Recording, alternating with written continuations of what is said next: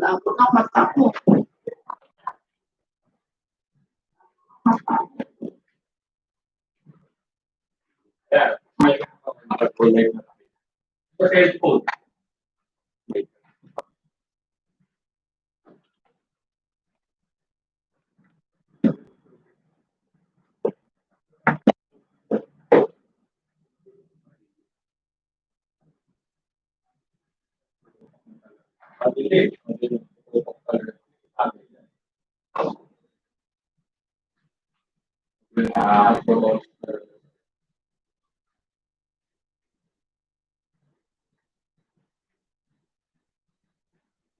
Ito yung camera.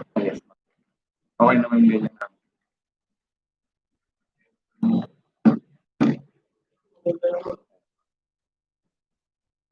Why din kasi yung camera ng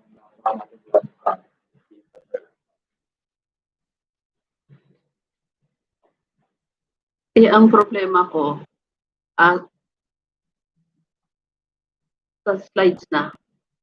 Hindi na ako makikita dyan. Paano ako mag-slide?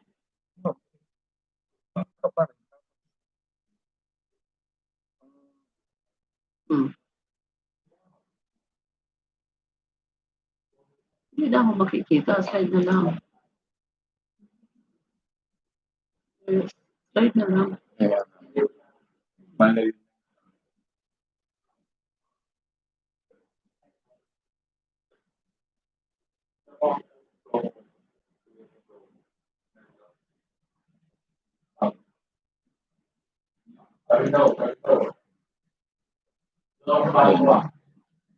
Bakit hindi malaki yung ano? Bakit hindi malaki ang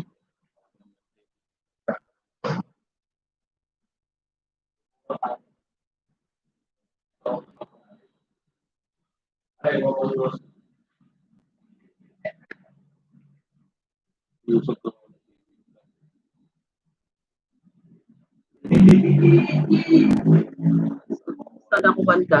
Natatakpan siya eh. Natatakpan ako eh. Natatakpan siya eh.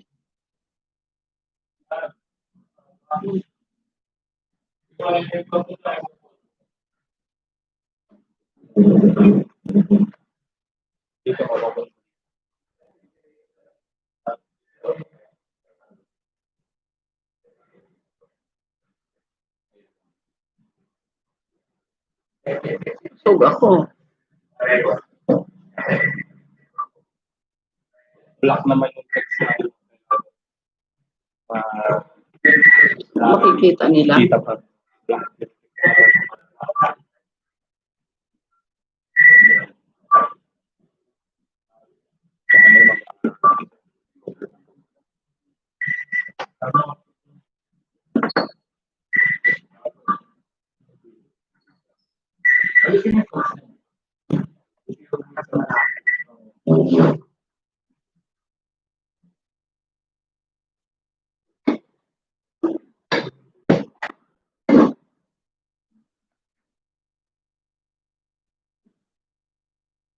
Dito kayo sa likod ko lahat. Dito. Para makita nila na marami tayo. May kasama ako.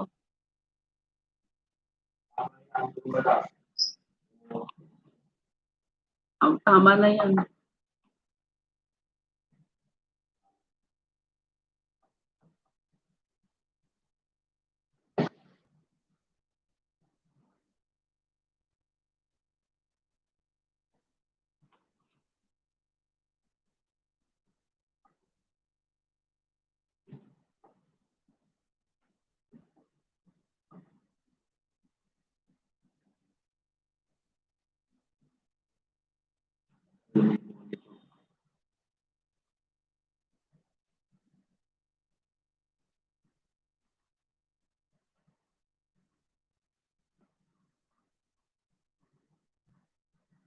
Ito yung camera.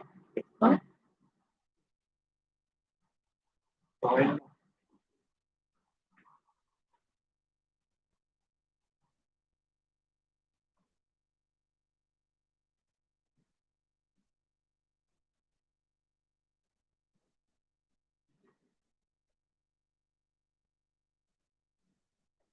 Okay. good evening, everyone. Welcome once again to another live streaming of tax training.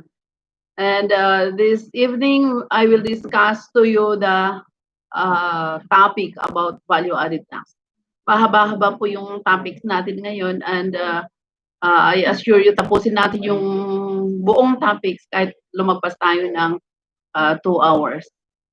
But before that, I would like to say thank you sa lahat ng mga nag-subscribe sa ating channel at sa lahat ng mga tumulong sa atin na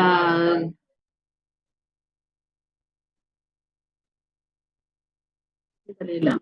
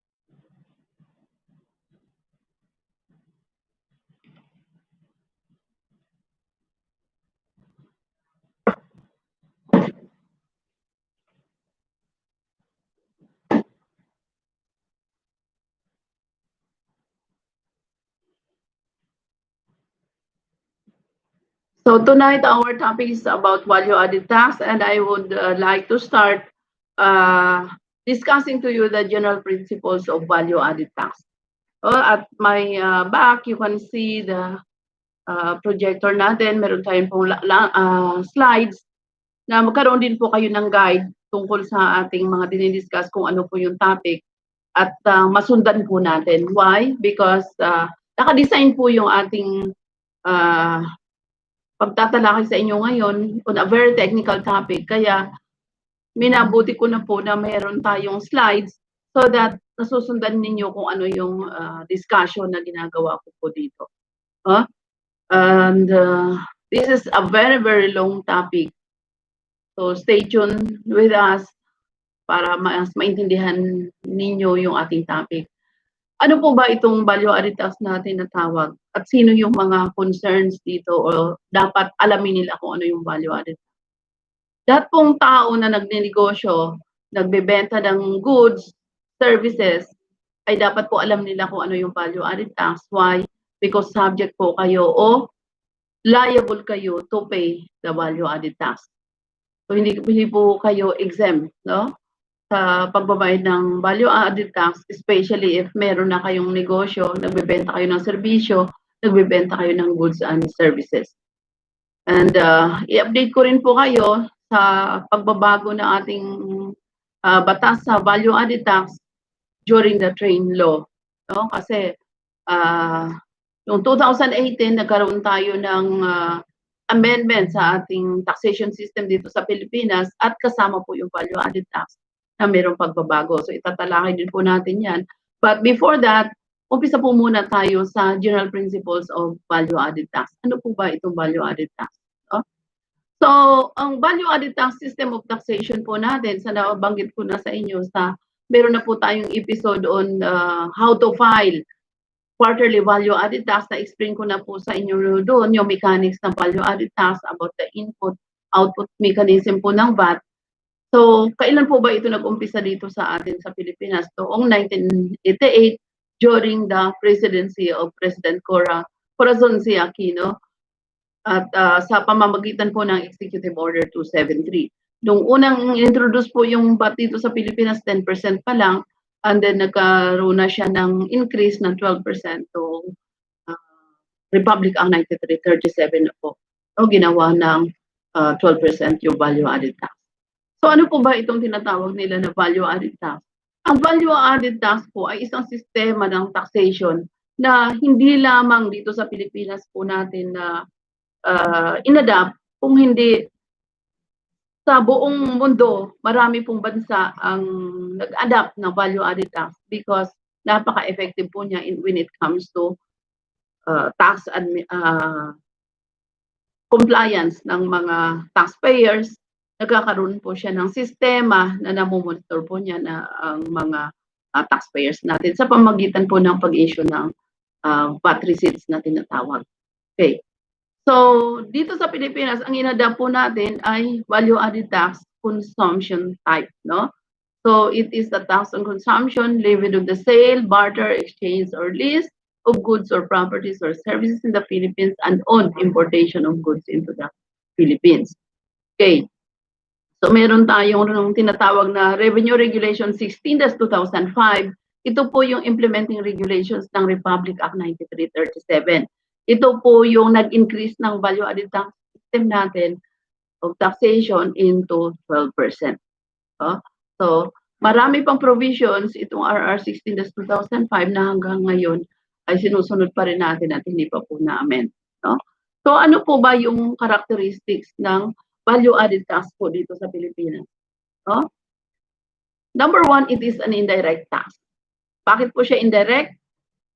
Bakit po siya indirect? Kasi hindi yung mismong tao na liable. Halimbawa, ikaw taxpayer, ikaw nagbenta ng goods and services.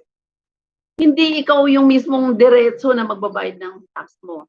Sa iyo nakapangalan, ikaw yung may liability to pay the tax, pero pwede mo po siyang i-shift to the buyer. So, ang ibig sabihin lang, ikaw yung magre-remit sa BIR ng value added tax, pero ang magbabayad noon, ipasa mo siya sa buyer dun sa bibili ng goods and services mo. So, hindi ikaw yung directly na magsushoulder ng VAT. So, it is an indirect tax. Indirect. Ibig sabihin, indirectly, napapasa mo yung burden of paying the taxes dun sa bumibili. Okay, so it is the amount of tax may be shifted or passed on by the seller to the buyer, transfer or leasing of goods, properties, or services. Ano pong provision yan? Section 105B ng ating National Internal Revenue Code. So, pakita ko lang po ulit sa inyo, ito po yung ating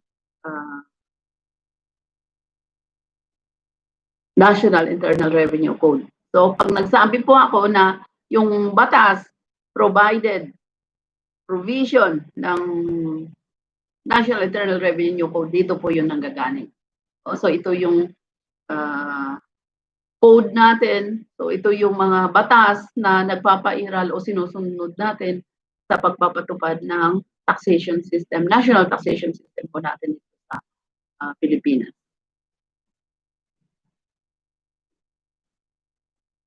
Okay, so impact of taxation. Anong impact? Ang impact talaga ng VAT nasa seller, no? Kasi siya yung sa kanya talaga nakasalalay yung pagbayad ng buwis, no? Sa tax-free importation ng goods into the Philippines by persons, entities, or agencies exempt from tax, where such goods are subsequently sold, transferred, or exchanged in the Philippines to non-exempt persons or entities, the purchasers, transferees, or recipients shall be considered the importers thereof, who shall be liable for any internal revenue tax on such importation. So, pagka tax-free daw ang importation, tapos mayroon tayong mga entities na hindi pala exempt at napunta sa kanya yung goods and services na yun na in-exempt natin sa VAT, yung non-exempt entities, siya yung magbabayad ng VAT. So, incidence of taxation on the final consumer who finally bears the burden of tax. So, yung impact ng taxation doon sa importer, doon sa seller, pero pagdating na po sa incidence of taxation sa final consumer. Kaya nga ang tawag sa value added tax natin dito sa Pilipinas is consumption type. Why consumption type? Because it is the consumer na pumapasan. It is the consumer na nagbabayad po talaga ng VAT. Why? Because in every purchase of goods and services, halimbawa ako, consumer, bumili ako ng damit, yung damit na yan, may kasamang VAT po yan. No? So, ayaw mo magbayad ng VAT, huwag kang mag-consume. But the moment you consume, kasama po doon sa kinukonsume nyo, ang value-added tax. Nandun na, nakapaloob na doon sa binabayaran natin, sa mga binibili natin, nandoon na yung value-added tax. So, what is transferred in such instances is not the liability of the tax, but the tax burden. So, sa oras na bumili tayo ng goods or services, hindi, ang sabi po ng batas, hindi dinilipat sa atin yung burden na magbayad ng VAT sa gobyerno. Nasa seller pa rin.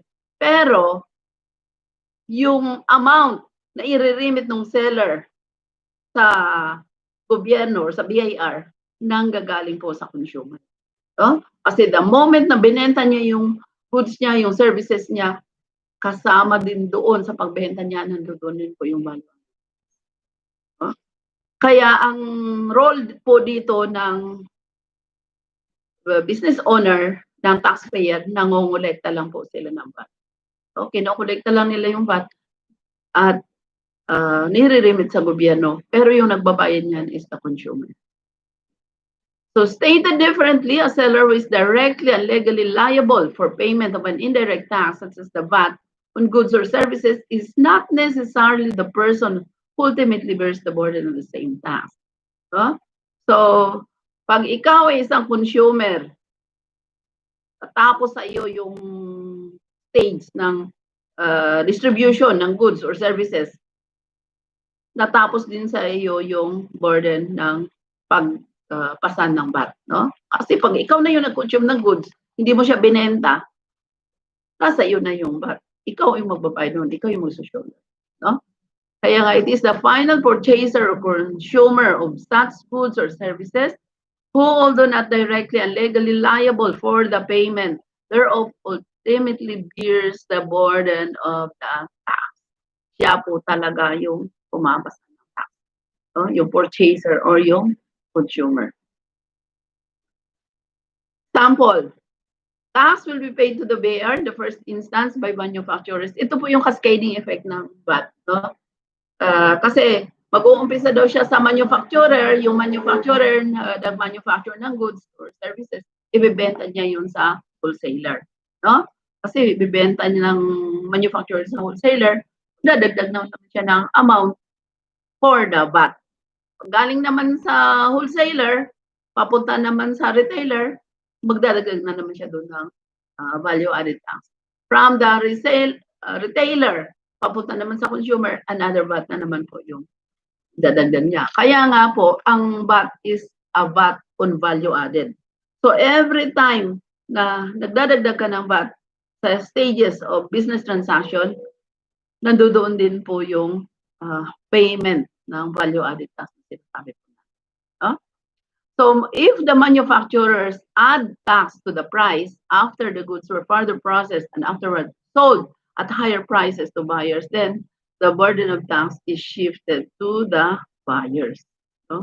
Kasi pinasa din niya yung tax na dapat iso-shoulder ng manufacturer, pinasa din po niya sa wholesaler or sa susunod na mag-acquire sa kanya ng goods.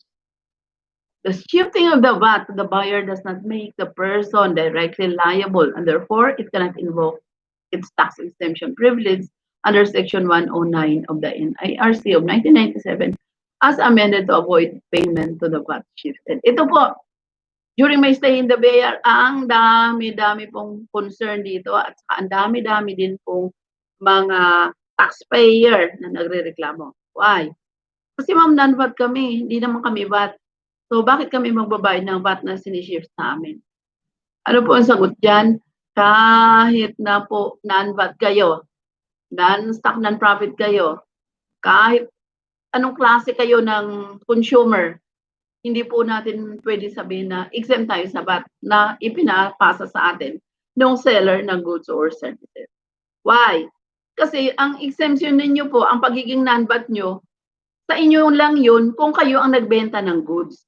Pero kung kayo nag-purchase at kung baga sa sapatos, sinuot nyo na yung sapatos ng VAT ng consumer, magbabayad na kayo ng VAT. Why? Because you are a consumer at sabi nga natin, value-added tax is a consumption tax. So the more you consume, the more you pay value-added tax. So sabihin mo, exempt po ako, hindi ako VAT, non-VAT ako. Consumer ka.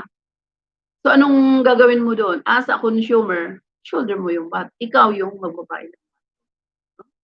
So you cannot avoid payment of the VAT shifted to you as a consumer. Wala pong question so far? No? May nanonood pa ba sa atin? Wala na. Ha? So shout out ko lang ulit bago tayo tuloy-tuloy.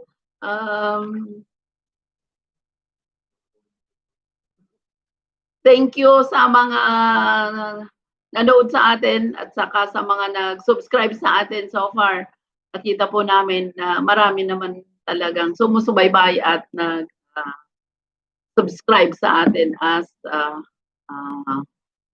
dito sa YouTube channel natin. No? And hopefully, we can give you more ng mga informasyon at saka mga kaalaman pa po about taxation. So itong value-added tax, gusto ko siyang sa inyo i-explain kasi sa totoong buhay lang po sa lahat ng tax na mahirap, ang VAT po ang pinakamahirap.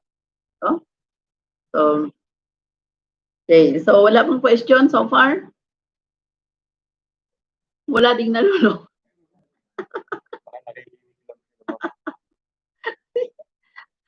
Asan na yung mga dati natin na ayaw nila ng VAT? Yung mga invite natin na pupunta dito para magbigay din sila ng mga kaalaman nila na top knowledge nila on taxation. No? Tutulong din sila sa atin. Okay? Para hindi kayo magsawa sa akin na ako lang yung nakikita nyo. No? Dapat may kasama ako dito. Okay? So, tuloy po tayo. Ano ba yung tax? Ano ba yung VAT? VAT is a tax on value added of the taxpayer. No? So, the moment nagdagdag ka, tumubo ka, o binenta mo yung goods and services mo, nagdagdag ka ng amount, nandyan din po yung VAT. Kasama siya. No? So, the value added to the raw materials or to the purchases other than the labor component of the goods or service by the producers before its sale. So, total sales less total purchases equals the value added. So, papakita ko sa inyo na yung value added tax is really a tax on value added. Oh, kasi bakit? Kasi every time na may idagdag ka na amount, may binili ka, halimbawa na lang yung goods and yung goods na binili mo is 100. Since ikaw ay isang businessman, VAT taxpayer ka, binenta mo ng 120. So meron ka ngayon na 20 pesos na value added. Ibig sabihin, ito yung dinagdag mo doon sa amount na binili mo, pinakatubo mo. So magkano ang VAT doon? Sa 20 pesos na value added mo, ngayon 12% na, dati 10%. No? Dati kasi, nag-umpisa sa VAT, 10% lang ang rate. Kaya mabilis i-compute. Ngayon 12% na para may butal na. So medyo hirap nang i-compute na walang calculator. No? So, kung nagdagdag ka ng 20 pesos, so yung VAT na babayaran mo dyan is 12% ng 20 pesos. Why? Kasi may benefit ka ng purchases na 100. So doon sa purchases mo, may VAT na doon. So ang tawag doon, input tax. Kaya, ang babayaran mo doon na lang sa 20 pesos na dinagdag mo. Why? Kasi bayad na ang VAT mo doon sa 100. No? Bakit bayad na? Kasi nung binili mo yun at 100 pesos, dinagdag din nung nagbenta sa'yo yung VAT na 10% din. Kaya entitled ka doon sa binayad mo na VAT na 10%, ibawas mo yun doon sa VAT payable mo, ang tawag doon, input tax. So, meron kang benefits of the input tax on the purchases na ginawa mo doon sa 100 pesos. So, since binenta mo siya ng 120, binili mo siya ng 100, doon ka lang sa 20 magbabayad ng 12%. So, yun yung pong sinasabi na value added tax is a tax on value added. Okay. So, assuming both sales and purchases are subject to VAT in the same taxable year. No? Ang pagbabayad po kasi ng tax, very important po ang taxable period. So, pag sinasabi natin na taxable period, ito yung 12-month period sa end of tax. Pero sa value added tax, quarter, no? Ang frequency kasi ng filing and payment is monthly and quarterly. So, diyan po mapasok yung per quarter or per month na binabayaran. At since sabi na nga natin, yung pagbabayad ng VAT, napaka-importante na sundan natin yung period. No? Kaya nga nagkaroon tayo ng mga letter notices, mga discrepancy, dahil po yan sa hindi natin sinusundan yung taxable period or taxable quarter ng transaction natin. Ano yung hindi natin sinusundan? May binili na tayo ngayon, hindi natin report as purchases. No? Kasi hindi pa bayad, kasi payable pa. Pero hindi kasi po ganun ang mechanics ng VAT eh. Hindi siya inutang mo, hindi mo pa siya binayaran. So, dapat hindi ko pa siya i-consider. Dapat po i-consider nyo na siya kasi sa VAT, meron tayong tinatawag na accrual ng accounting. No? So, hindi ibig sabihin na payable pa siya, hindi mo pa siya nabinayaran, hindi mo siya i-declare sa value added tax return mo. The moment tapos na yung transaction, nag-issue na ng resibo, nasa iyo na yung goods, consider mo na yun. Why? Kasi kahit payable pa yan, sama mo na siya doon sa VAT mo. Kaya nagkakaroon ng mga lapsing na tinatawag, hindi nagkakatugma yung seller and buyer dahil hindi rin recognize ng isang party yung transaction. No? So, dapat hindi magkakaroon ng ganun para hindi po kayo mapadalhan ng letter notice or yung discrepancy. No? And then, it is a transparent form of sales tax. So, value-added tax is a transparent form of sales tax. Why transparent form? Kung papansinin po ninyo ngayon, sa bagong requirement po natin sa VAT receipts, very, very transparent po siya. Bakit? Kasi, nasa resibo na natin. Meron na tayong mga study about that, especially dun sa recording ng subsidiary sales purchase natin, subsidiary sales journal natin, subsidiary purchase journal. So, balikan po ninyo yon, may video po tayo dyan, buksan ninyo yon at makikita ninyo kung paano po natin hinihimay-himay, tinatanggal ang VAT at saka yung sales net of VAT. No? Sa libro pa lang, hinihiwalay na natin. So, bakit natin sinasabi na very transparent po itong value added tax? kasi nakahiwalay na yung totoong sales mo, nakahiwalay na rin yung tax na amount, no? Doon pa lang sa resibo. Okay. So, transparent, the law requires that the tax be shown as a separate item in the VAT invoice or receipt, no? So, tingnan nyo po yung ating how to record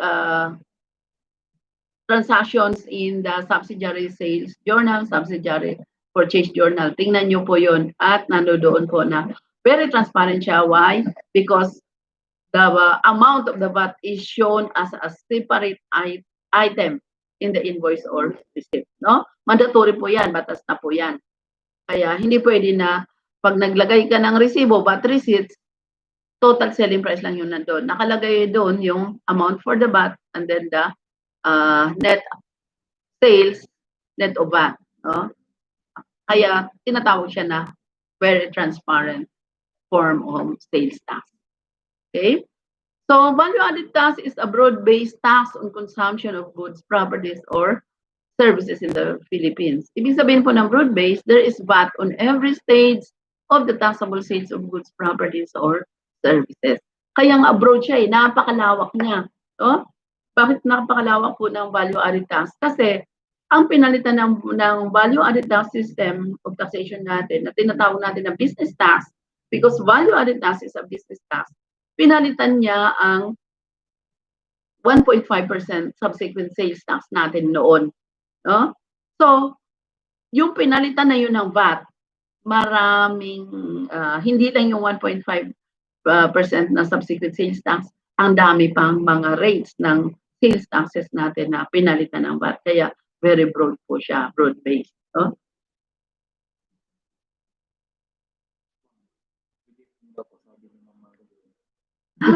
Okay. So, shout out po natin si Ma'am Marilyn Seridon sa Laguna po. Always po to, very active at saka napakasipag po natin na tax agent. Oh, good evening. Okay. So, next tayo. Yung mga tax agent natin dyan, pag-aralan po natin maigi yung VAT natin, ha? Kasi, aside from very technical po yung VAT, ang BIR ngayon, meron na po silang VAT audit group. Ano itong VAT audit group? Ito po yung BATAG na tinatawag. Anong ginagawa ng BATAG? Specifically, ino-audit po nila on a semestral basis ang mga taxpayer po natin. So, anong tinitingnan nila dito? Yung output, input tax nyo at saka yung mga resibo nyo, VAT relief. So, magkakaroon din po tayo ng video on how to make VAT relief. No? So, inaaral na namin ngayon, piniprepare na namin ngayon, nananaginip na ako sa VAT relief. Alam niyo po, nung mag-umpisan pa ako sa BIR, no, sa tagal na panahon na, isa lang talaga ang pinasukan kong opisina, BIR lang. Kaya nga hanggang ngayon, puro tax na lang yung nasa utak ko. Kahit panaginip ko, tax pa rin. No? So, ito na, dito na ako tumanda.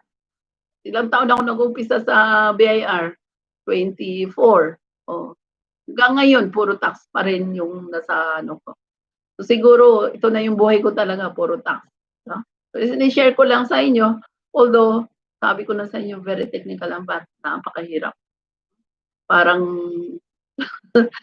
anong tawag dito, yung, isipin mo lang yung VAT, parang, yung iba, no, isipin pa lang yung VAT, parang yung tiyan nila, kumukulo na.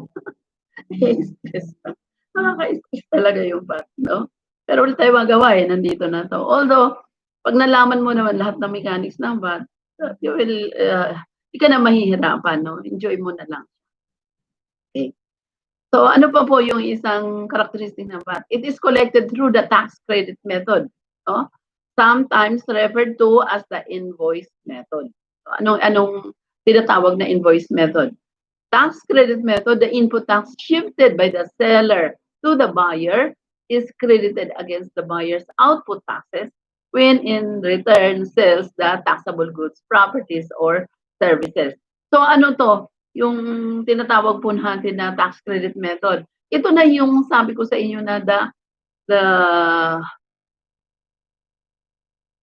characteristic talaga ng value added tax is yung meron siyang output at saka input mechanism. No? Ano yung output? Ito yung tax na babayaran mo pag nagbenta ka. Ano naman tong input? Ito yung value added tax na binayaran mo nung bumili ka ng goods and services. So, pagdating na sa VAT payable mo, yung pagbenta mo ng goods, output tax ang tawag doon sa babayaran mo na VAT, at meron kang benefits na yung binayad mo na input tax sa purchases mo, ibawas mo ngayon doon sa babayaran mo. So, yan po yung characteristic ng VAT natin. Another is it does not cascade tax on tax, hence there is no tax pyramid.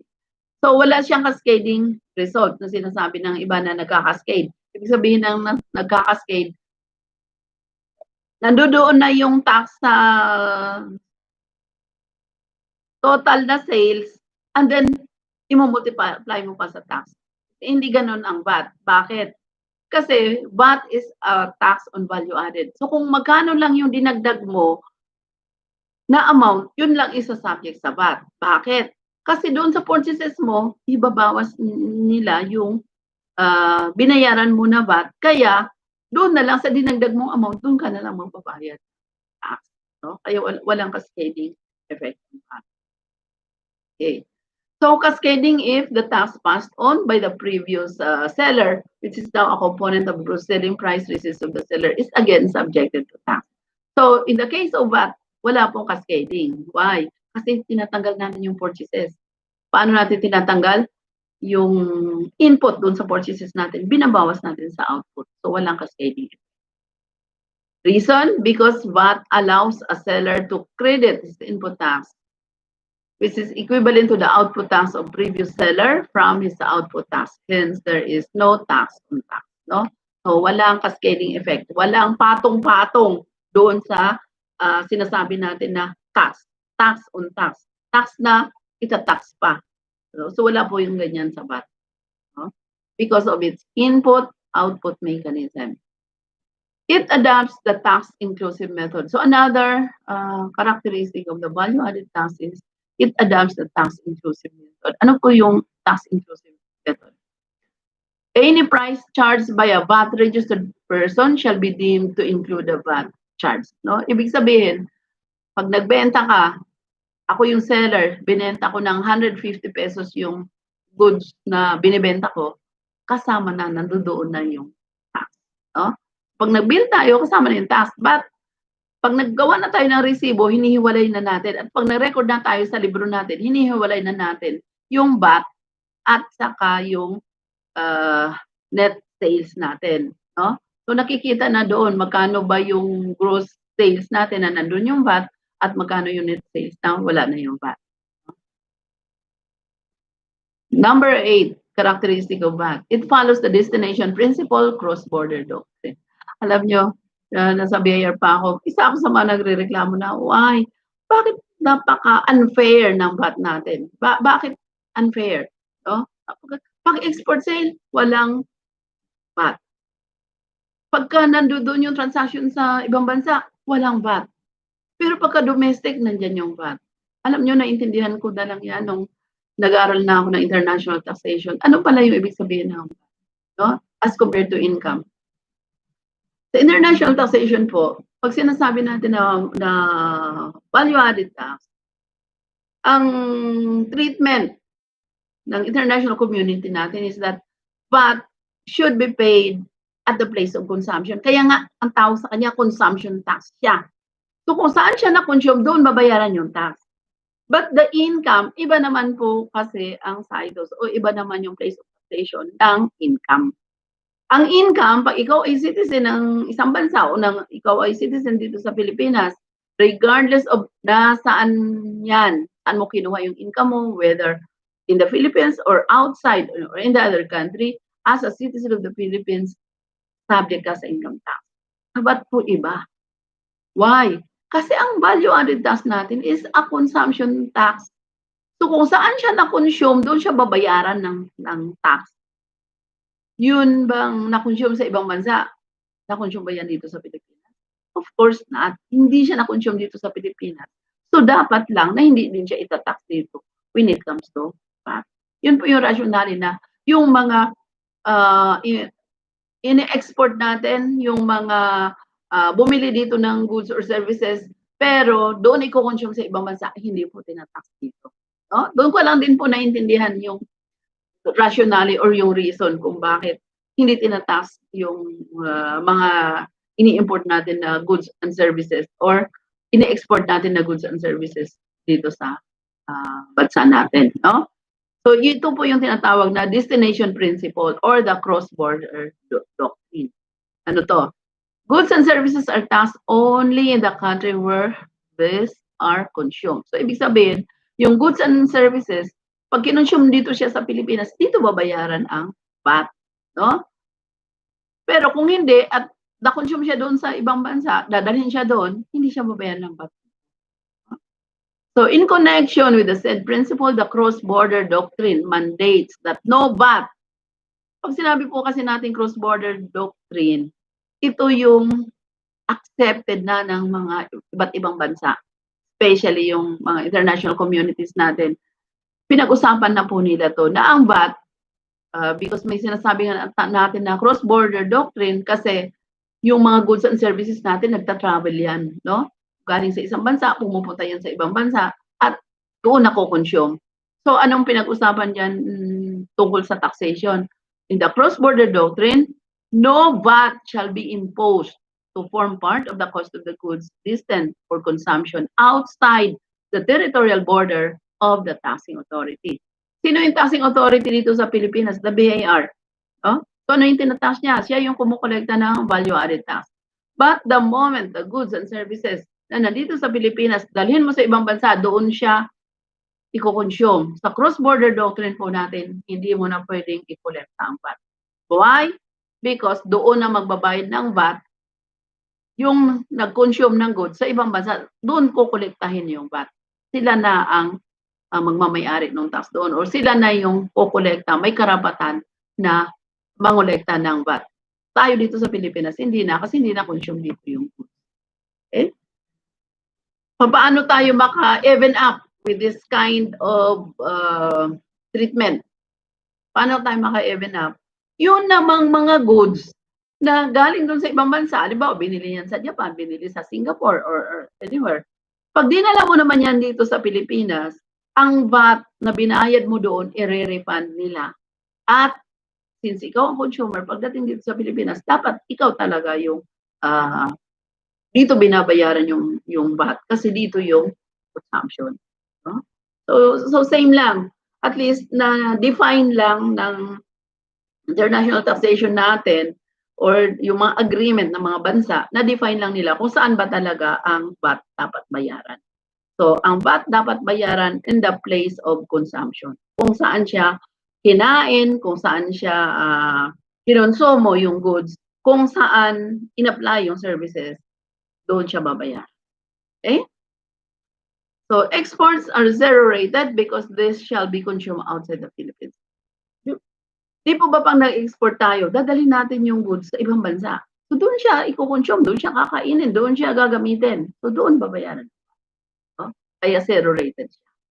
So while imports are generally subject to regular VAT because they are for consumption in the Philippines. Okay, so tayo naman yung nag-import, tayo nagdala ng mga goods dito sa Pilipinas.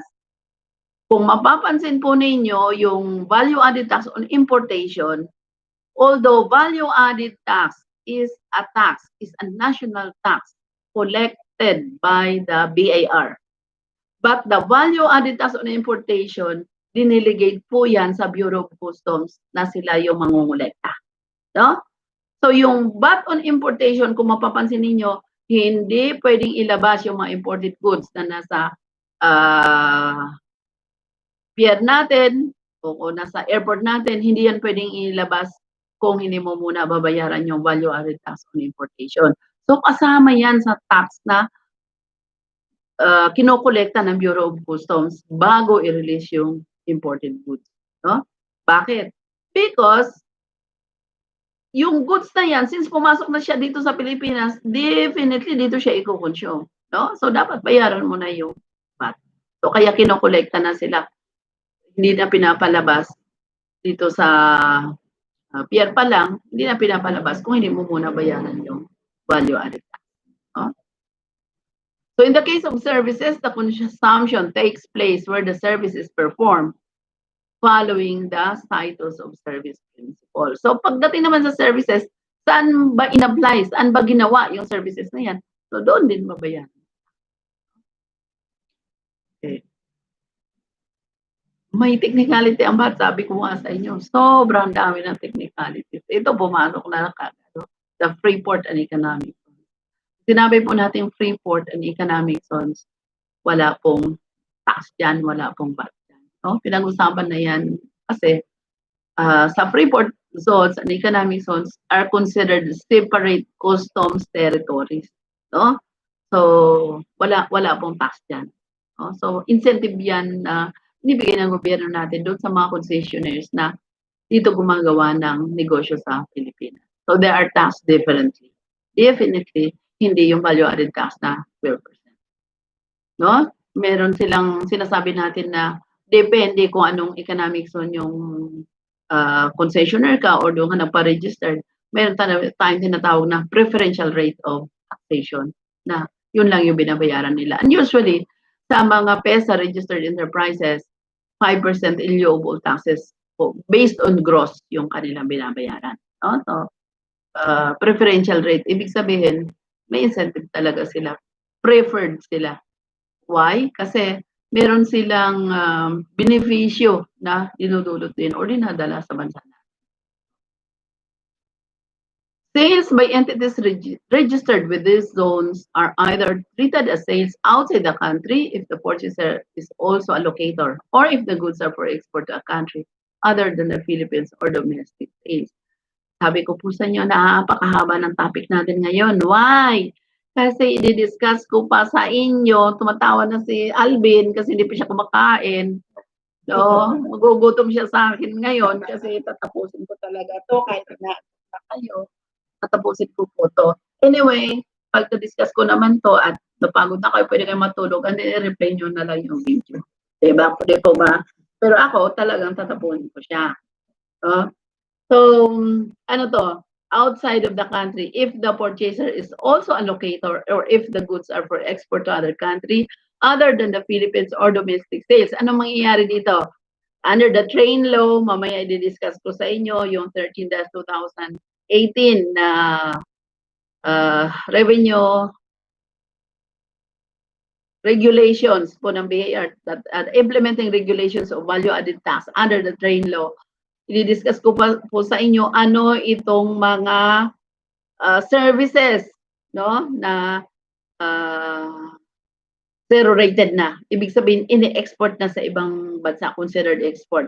And once you are considered export, hindi ka magbabayad ng output pero pwede kang mag-claim ng input. So, at isa pa po doon sa mga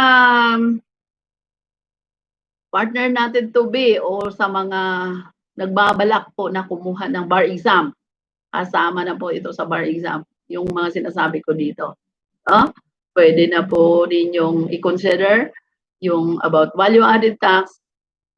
Lalabas na po ito sa bar exam natin sa 2020.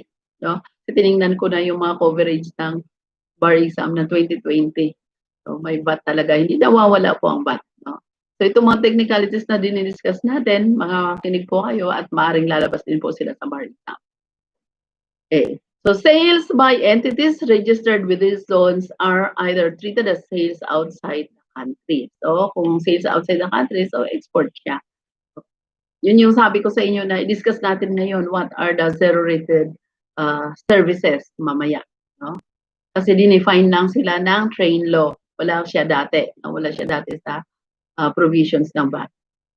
So if considered as domestic sales, these sales are importations in the hands of the purchaser and are thus subject to the corresponding customs duties and other taxes on imported products. So, kasi pag domestic sale ka na kasi, dito ka na ikukonsume sa loob ng Pilipinas. So, ibig sabihin, taxable ka na dito. PESA registered enterprises, ito may mga sinasabi, no? Are VAT exempt and no VAT can be passed on to them. Why? Kasi sabi ko nga sa inyo, preferential rate po sila. At may batas po tayo sa economic zones natin, Republic Act 7916, na preferential rate po ang ini-impose sa kanila, no? Okay. Under the cross-border doctrine, actual export of goods and services from the Philippines to a foreign country must be free of VAT, zero rated, while those destined for use or consumption within the Philippines shall be imposed with 12% VAT. So yung ina-export, zero rated. Ibig sabihin ng zero rated, wala po siyang output, pero mayroon siyang input.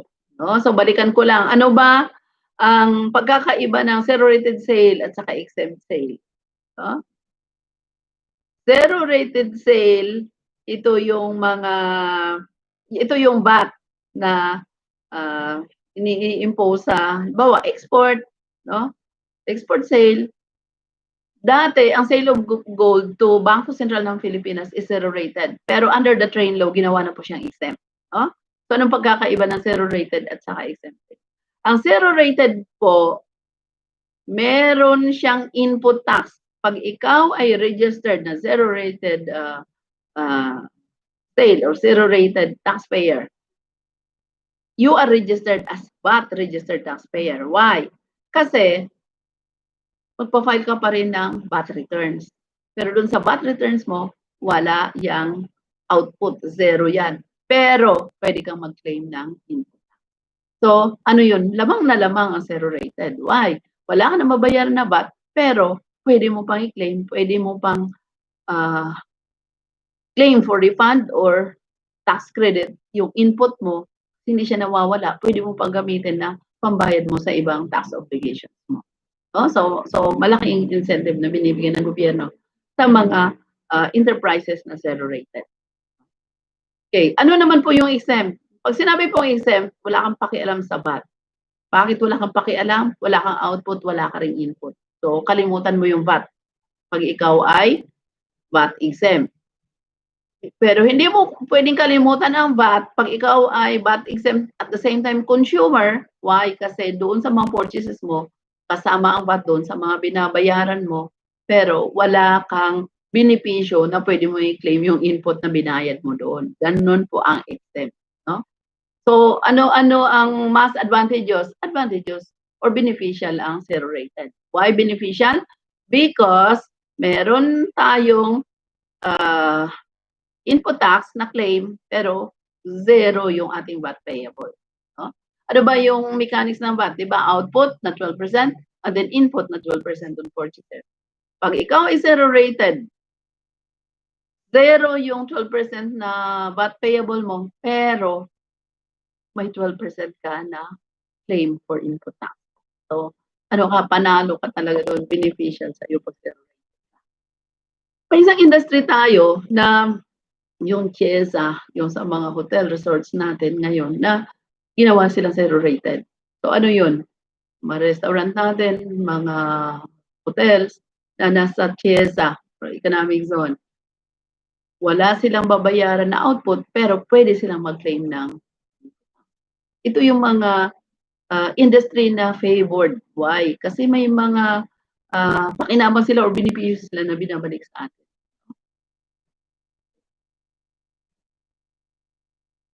Okay, so under Section 108 of the NIRC, royalty payments made by a company for technical support services rendered by a non-resident foreign corporation are subject to VAT, of course.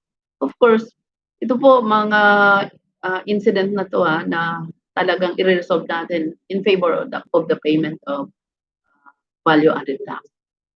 Why royalty payments is subject to VAT? Kasi ang royalty payments, especially for the technical support of services, considered yan na sale of services, no? Kasi sa services na yan na consume dito sa Pilipinas, dapat magbayad ka talaga ng VAT. Especially na consume siya dito sa Pilipinas. So, implemented by Revenue Regulation 16-2005, ito po yung sinasabi ko sa inyo na ang dami pang provisions na still existing hanggang ngayon. Ang Revenue Regulation 16-2005 which is the implementing regulations of Republic Act 1937. No? So the VAT imposed on payments to non-resident is passed on and withheld and paid by resident withholding agent. My question. Okay.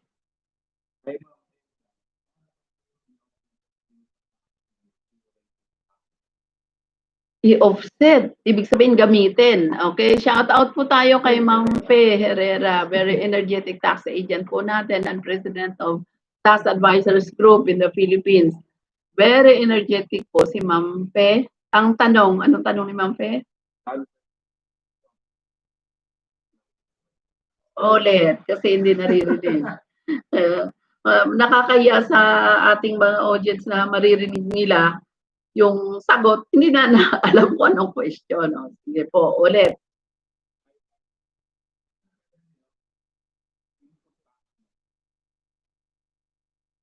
Offset. Pag sinabi mong offset, saan mo gagamitin? Yun po ba? Saan pwedeng gamitin ang input tax ng zero rated? Ito po ang senaryo. Nag-e-export ka, ano po ba yung export natin, di ba zero rated? Sabi natin, may input pero walang output. So ang tanong ni Ma'am Fe, saan mo kayo ngayon gagamitin yung input mo, wala ka namang output. No? Ang treatment po dyan or ang ginagawa po dyan, nag-claim po ng tax credit certificate. Karamihan po. Bakit? Pag meron ka ng tax credit certificate, ito ay magagamit mo na in paying your other tax obligations. But, kung halimbawa marami kang input, pero hindi ka na-claim ng tax credit certificate, hindi mo pwedeng i-offset or diretso na gamitin mo yung input tax mo na pambayad sa ibang obligations mo. May proseso pa. Magpa-issue ka muna ng tax credit certificate para magamit mo. Oh? Wala ka talagang magamit, wala ka talagang paggagamitan. After 5 years, nag-i-expire po siya. No? And then sa pag-claim din po ng tax credit, within 2 years lang after na accumulate mo o nagkaroon ka ng transactions na may input tax, dapat within 2 years mag-claim ka na ng tax. Otherwise, mag-i-expire na naman siya, hindi mo na siya magamit. No? May expiration po yan. Okay. So sana na ano natin, no, nasagot natin yung katanungan at concern. No? So good evening. Sana tayo.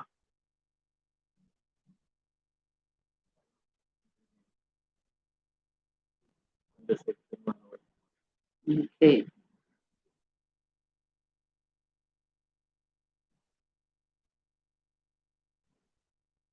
Ito mga technical to ayoko yang i-discuss, no, yung mga case about that kasi magkaroon tayo ng ibang video dun sa pagtalakay natin ng mga cases, especially yung sa mga claim ng refund, claim ng tax credit, no. Ngayon, yung batas lang muna at saka mga provisions yung ating tatalakayin, no. Sabi ko na sa inyo, very technical ang VAT. Okay. So, considering that the resident withholding agent is a PESA registered enterprise operating within an economic zone, it can neither be directly charged with VAT nor indirectly made to bear the VAT as added cost. So, may iba po kasing treatment, may batas po ang PESA. So, sinusunod po natin. Hence, its royalty fees to the non-resident foreign corporation shall be exempt from VAT. Kasi hindi siya considered na resident, hindi siya considered na nandito sa Pilipinas. Kaya hindi rin tayo nakakapag-impose ng VAT. So what are the advantages of VAT? VAT has a built-in advantage in being a self-policing feature and creating an available audit trail. Bakit po napaka-attractive ng value-added tax system of taxation that almost majority of the countries in the world ina-adapt po nila ang VAT system of taxation because of its audit trail. Ano po itong audit trail? Ito yung kailangan mo mag-issue ng resibo kasi magki-claim ka ng input. No? Kasi hindi ka pwede mag-claim ng input tax na wala kang resibo. So, kailangan mag-issue ka ng resibo. So, the moment you issue a receipt, may trail na or pwede ka nang i-keep track ng gobyerno kasi may resibo kang ini-issue. Nakikita na doon yung business transactions mo. Okay? So, self-policing because of the nature of the invoice-based credit VAT, no? So a taxable business can claim for the refund of the input VAT only if the claim is supported by purchase invoice. Hindi ka pwedeng mag-claim na wala kang resibo, kaya supported siya palagi ng purchase invoice. Okay, may question?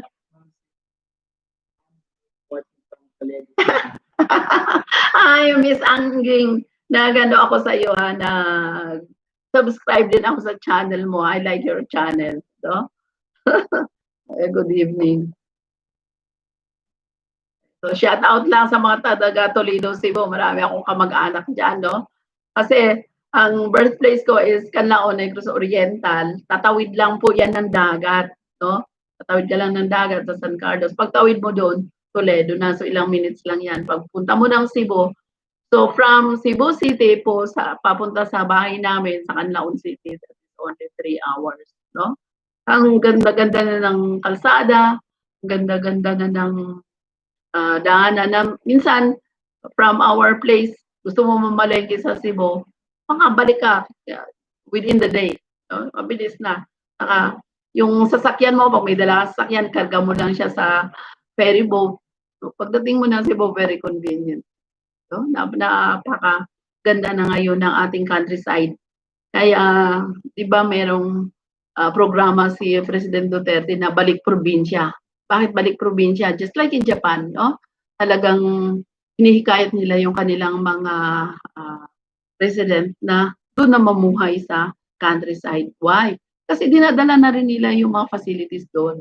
Masarap yung buhay doon. Kung anong meron sa syudad, meron na rin doon. No?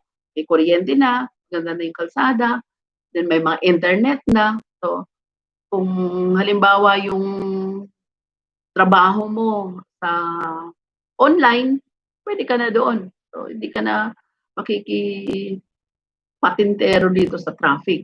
So, in that way, nasosolve din yung problema sa traffic, nasosolve din yung iba't ibang klaseng problema na dahil sa araw-araw yung tao nagta-travel. No? So, marami pong mababawas na mga problema ng world natin kung we stay at home. Okay. So, balik po tayo sa VAT. Balik po tayo sa value added tax. Shoutout ko lang sa mga online sellers natin, ano, yung mga online sellers natin dyan na kailangan magpa-register dahil subject na po kayo sa tax. Kasama po yung value added tax sa inyong liability. No?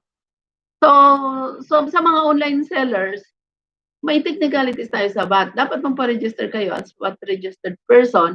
Pero tingnan ninyo ang mechanics ng VAT. Now, kung in-export nyo na at yung goods ninyo ay lalabas na ng bansa natin dahil doon na i-consume, zero rated na po siya. Hindi na siya subject sa VAT. But, kailangan nyong i-report pa rin siya as sale ninyo doon sa zero rated. Kaya nga meron tayo doon sa subsidiary sales journal, subsidiary purchase journal, doon na siya sa zero rated, hindi po siya sa exempt transaction.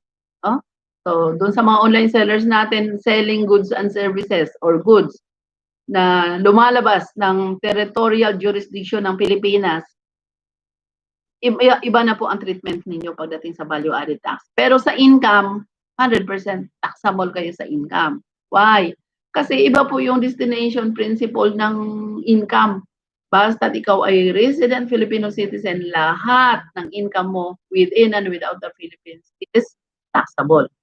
So ano po yung pagbabayad ng income tax? Ang pagbabayad ng income tax sa tao where it belongs.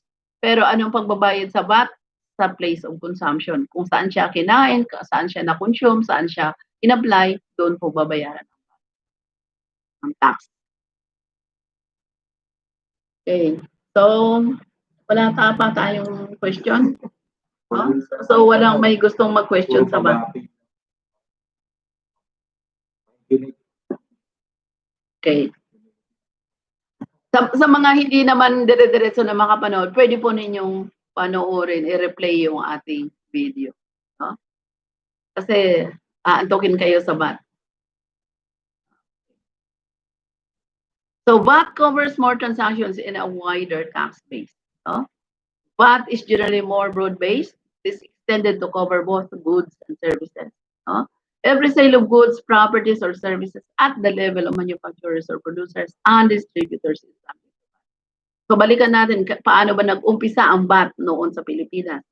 Noong nag-umpisa ang VAT under Executive Order 273 at the time of President Cory Aquino noong 1988, and for your information, that was the first time that I become a speaker of the BIR. No? Ako talaga yung napasabak diyan sa pag-introduce ng value-added tax system of taxation dito sa Pilipinas. Ang daming nagrarally noon. Akala ko nga sa bahay ko na sila magrarally. Why? Kasi ang mukha ko noon, mukhang VAT talaga. Kasi lahat sa Trimedia, ako yung humaharap lahat ng mga queries, lahat ng mga questions about value-added. No? So, ano ba yung nangyari doon sa Executive Order 273? Only a few industries were subjected to VAT. Inunti-unti lang siya. No? Hindi lahat ay sinabject sa VAT. Unti-unti, nagkaroon na naman ng expanded VAT law doon sa Republic Act, yung 7716. Anong ginawa doon? May mga industries na dinagdag na naman nila sa net ng VAT. No? May mga industries na hindi dati subject sa VAT, sinabject sa VAT. And then noon namang 1937, meron din na namang na idagdag na mga services or industries sa VAT. So inunti-unti nila. Anong plano? Ang plano po talaga, lahat ng activities or industries will be subjected to value-added tax. No? So depende na po yan sa gobyerno natin. Although mamaya tatalakayin din po natin, ano ba itong mga items or mga goods or services na hindi subject sa VAT. What makes sales tax more equitable? Why more equitable? Isa na lang. No? Nung inadapt natin yung value-added tax system of taxation, isa lang yung ating rate, 10% lang. Ano yung pinalitan niya? Napakaraming rates ng VAT. From the 1.5% sales tax hanggang sa mga 18%, 20%, 30% na percentage tax on mga luxury items na mga goods and services, ginawa na lang, sinimplify niya, ginawa niya 10%. So, ganun po yung ginawa ng system of value-added taxation in the Philippines. No? So, mamaya natin talakayin yung mga exempt na goods. Mamaya. So, VAT is neutral in making business decisions. No? Why? The cost in a business is neutral because of a business receives more output tax from sales than it pays in input tax on purchases. The excess output will be paid to the AR. No? So, yung mga output tax natin na excess, kasi nga sabi natin, value-added tax is a tax on value-added. So, every time that we add value, nag-markup tayo doon sa ating sales, may kaakibat talaga po yan na output tax. May babayaran tayo. Okay. Yung topic about the refund ng VAT, separate na ano natin yan, explanation, kasi mahaba din po yung tungkol sa refund. Okay. So, na-explain ko na yan sa inyo. Okay. So, value-added tax is a percentage tax imposed at every stage of the distribution process on the sale, barter, exchange, including any other transaction deemed by law as sale. Okay. So, lahat, kahit barter, no, ng goods and services subject to VAT. Okay. So, ano yung mga tax na ini-impose natin sa goods or services? Value added to the goods or services at its stage of the distribution chain. Ano po yung distribution chain na tinatawag natin? Ito po yung stages of business transactions. Ano yung business transactions?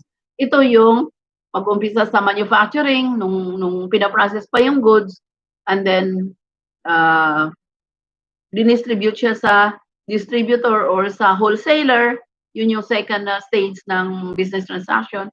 and then napunta siya sa reseller from the distributor or wholesaler, pinunta siya sa reseller or sa retailer. And then from that, diretso na sa consumer. Kasi yung retailer, doon na bumibili yung consumer. So yun po yung distribution chain po na sinasabi dito.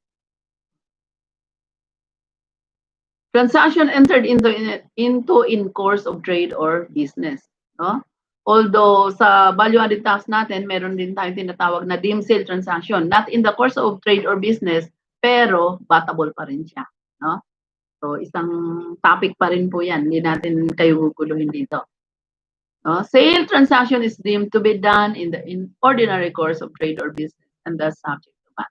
Kaya nga ang tawag sa tao na subject to VAT is a VAT registered person. No? At ano po yung penalty pag ang VAT registered person hindi nagpa-register at hindi nagbayad ng VAT? May kaukulang penalty po siya. Ang tawag sa kanya VAT registrable person. Magbabayad siya ng VAT na 12% pero wala siyang input tax na pwedeng i-claim. So ano yun? Outright, babayaran niya yung 12% pero hindi siya makaka-avail doon sa 12% na input tax doon sa binili niya sa goods and services niya. Okay. Ito yung pinag-awayan parag. Ano to? Transaction incidental to pursuit of commercial or economic activity. Ito dinefine po to ng train law talaga. Napakaliwanag. Nandyan talaga ang word dito sa train law. Ano tong transaction incidental to pursuit of commercial or economic activity? Under Section 105, the phrase in the course of trade or business includes transaction incidental to the regular conduct or pursuit of a commercial or economic activity. Example, ano pa yung example dito? Sinasabi nating incidental. Diba, value-added taxpayer ka, nagbebenta ka ng goods, wholesaler ka. Ano ba yung binibenta mo mga goods? Kasama yan doon sa inventory mo. Ito yung pinopurchase mo, sales, less cost of sale, purchases. Ito yung pinopurchase mo, kasama siya sa inventory. Ano naman tong incidental to the pursuit of commercial or economic activity? Meron kang land, meron kang building. Itong land mo, definitely, pag ginamit mo na yun sa business, magiging commercial land. Yan. No? Ito yung pinag-aawayan palagi sa biyaya. Ano yun? Ibebenta mo ngayon yung land mo, yung building mo. Sabi nung VAT taxpayer, walang VAT yan. Bakit? Kasi hindi naman yan ginagamit sa business. Hindi ko naman yan negosyo na mag-buy and sell. Kaya dapat walang VAT. Ito na po yung tinatawag ngayon, which is clarify talaga ng train law, the transaction incidental to the pursuit of commercial or economic activity. So kahit hindi siya kasama sa inventory mo, nung binenta mo na yung land mo, yung building mo, kahit hindi yan goods na nasa inventory mo, still subject po siya sa VAT. Ano po yung rationale niya? Ano yung reason kung bakit siya subject sa VAT? Kasi ginamit mo yung input mo doon sa building, doon sa nung nagbenta ka, especially if yung binili mo dati is a commercial land, no? So, kasama siya. So, kahit sabihin mo na incidental lang yan doon sa benta mo o paggawa mo ng negosyo, incidental lang itong binenta mo, still subject po sa value-added tax. Ito pa, isa pa, ang daming nag-aaway talaga, naaway yung examiner. Anong nangyari? Itong bahay, lupa, no? Sabi nung taxpayer, minana ko lang to sa magulang ko. No? But, nung binenta mo yung lupa at bahay mo, commercial na siya. No? Commercial na. And the amount of sale is more than 3 million. No? Ang tanong, batable ba siya o hindi batable? Siyempre batable na, commercial na, more than 3 million. Hindi naman ako VAT registered taxpayer. Ang tawag sa iyo, VAT registrable taxpayer. No? Kaya yung iba, nagugulat. Bakit po? Pag nagbenta sila ng commercial land, pagdating sa BIR, ina-assess sila ng 12% na value-added tax. Ito yung masaklap. Bakit? Doon sa selling price na ginawa nila, nakalimutan po nila na ipatong yung 12% na VAT. So, ang akala nila, ito na yung presyo ng pinagbentahan ko. Akin na lahat to. Hindi mo na consider yung VAT na 12%, lugi ka. No? Lugi ka. Kasi kaya anong ginagawa ng iba, bago po nila i-close yung transaction nila, halimbawa nagbenta sila ng lupa, nagpapakompute na po yan sa BAR as to the tax liabilities. Why? Because some of the sellers, lahat po ng tax liabilities, ina-add on po nila dun sa selling price nila. In that case, hindi kayo malulugi. Why? Because tax is a very, very burdensome consideration when you are selling a property. Pag nakalimutan po ninyo yung VAT, nako, kawawa kayo. So, akala nyo, akin na to, 10 million, akin na to. Meron pa palang share ang gobyerno doon in the form of taxes.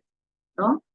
So, minsan may mga transaksyon na hindi nagkatuluyan because of the consideration ng tax. No? Kasi bakit? Pag hindi mo consider yung tax, kawawa ka, lugi ka. Pero kung consider mo yung tax, ayaw naman nung buyer na taasan mo yung selling price, so hindi nagkatuluyan. So in that case, nasa agreement na po ninyo yan. Magko-compromise kayo. Pero, ang masasabi ko lang, please consider payment of taxes pag nagkaroon kayo ng business transaction, especially selling of property. No? So, malaking tip na po yan sa inyo para hindi kayo malugi. Okay. So, na-explain ko na yan kanina, yung mga indirect na VAT. No? Okay, so shout out tayo ulit sa mga YouTubers po natin, especially yung mga nag-subscribe sa atin.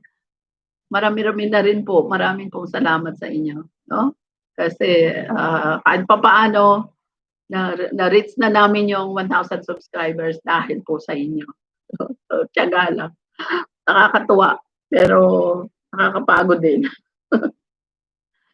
Okay. Walang question? Ayaw talaga mag-question basta bat. No?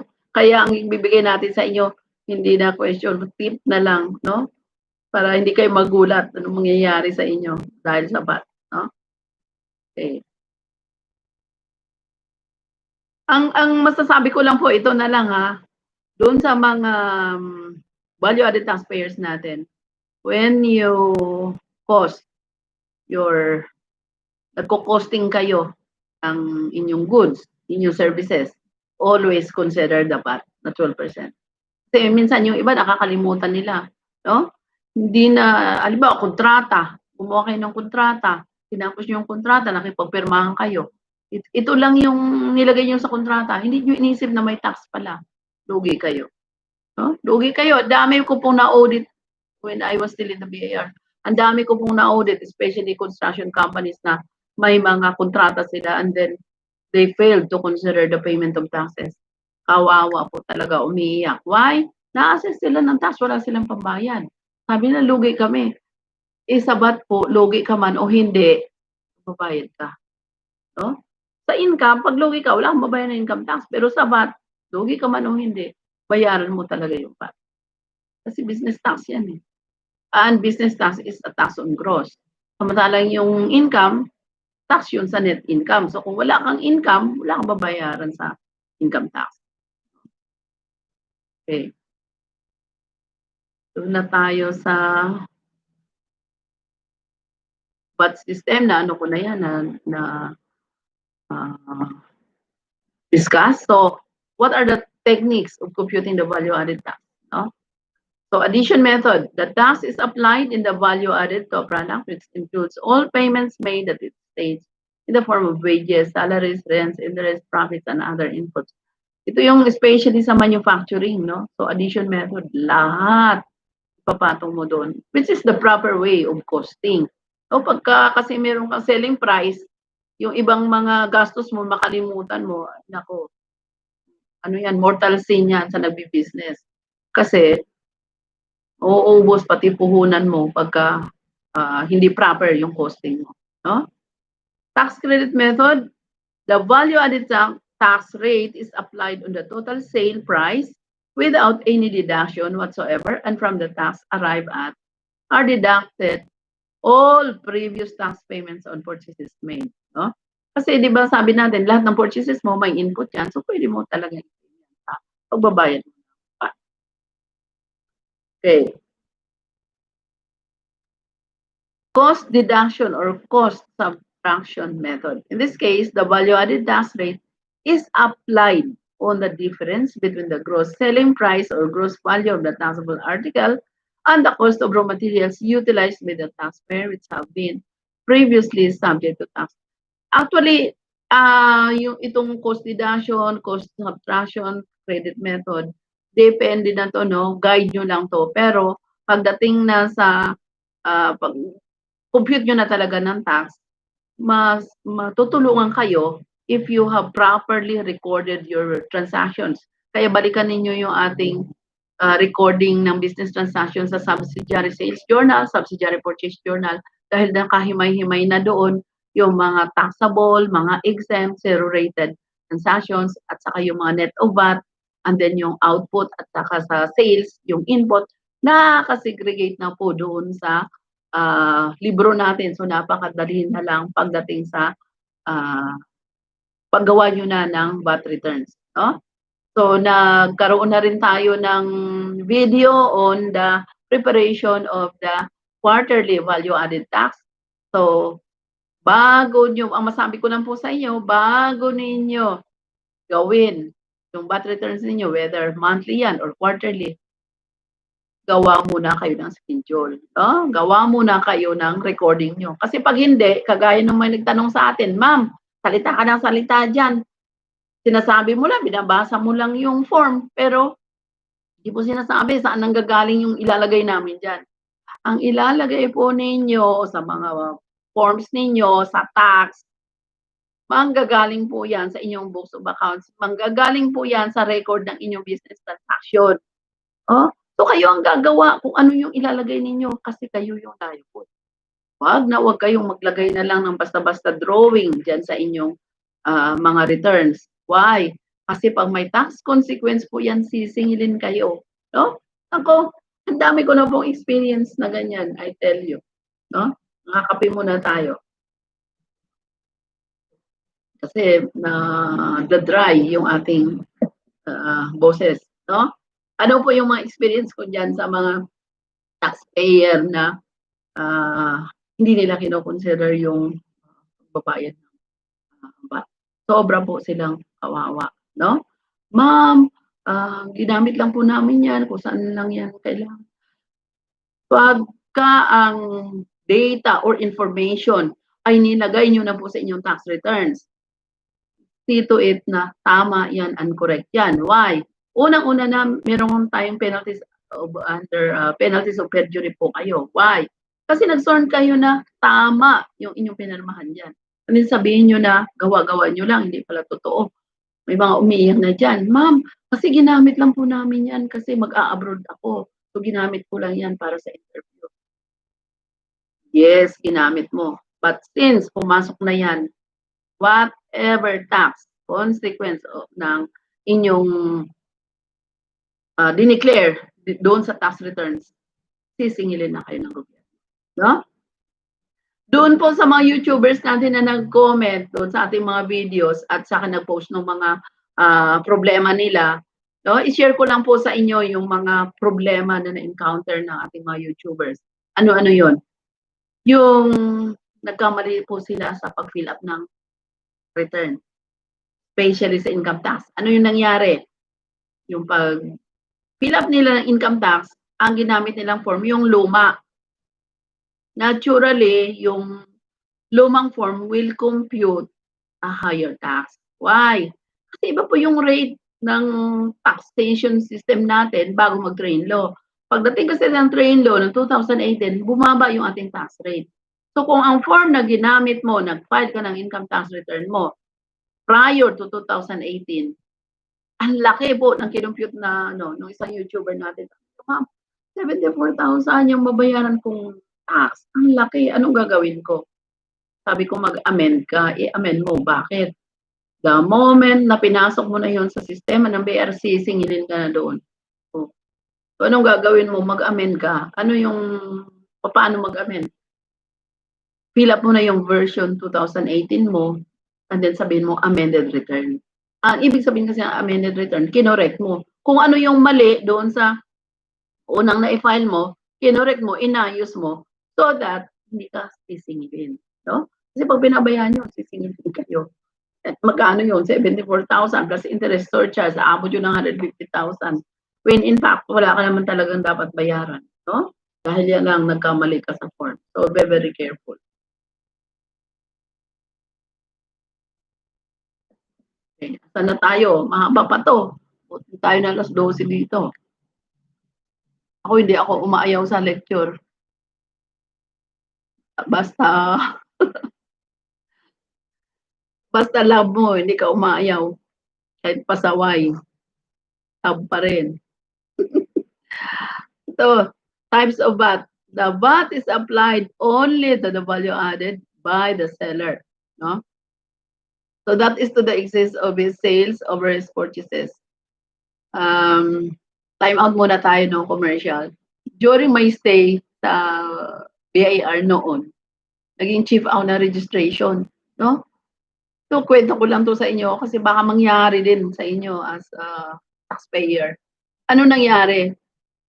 Nag-away yung mag-asawa, naghiwalay dahil sa tax. Bakit sila nag-away? Kasi yung asawa, the husband, siya yung nagtatrabaho, services. Sino yung bookkeeper? The wife. Yung wife ang nagbabayad ng tax. Eh ngayon, nagbago yung BIR ng frequency of filing, yung quarterly, ginawa niya. Kasi yung percentage po, dati, quarterly yan. Ginawang monthly. Ngayon, binalik na naman, under the train, binalik na naman sa quarterly. So, ganun po. Kaya sabi natin, very dynamic ang tax laws natin. Kailangan nakasubaybay ka palagi. So, ano nangyari?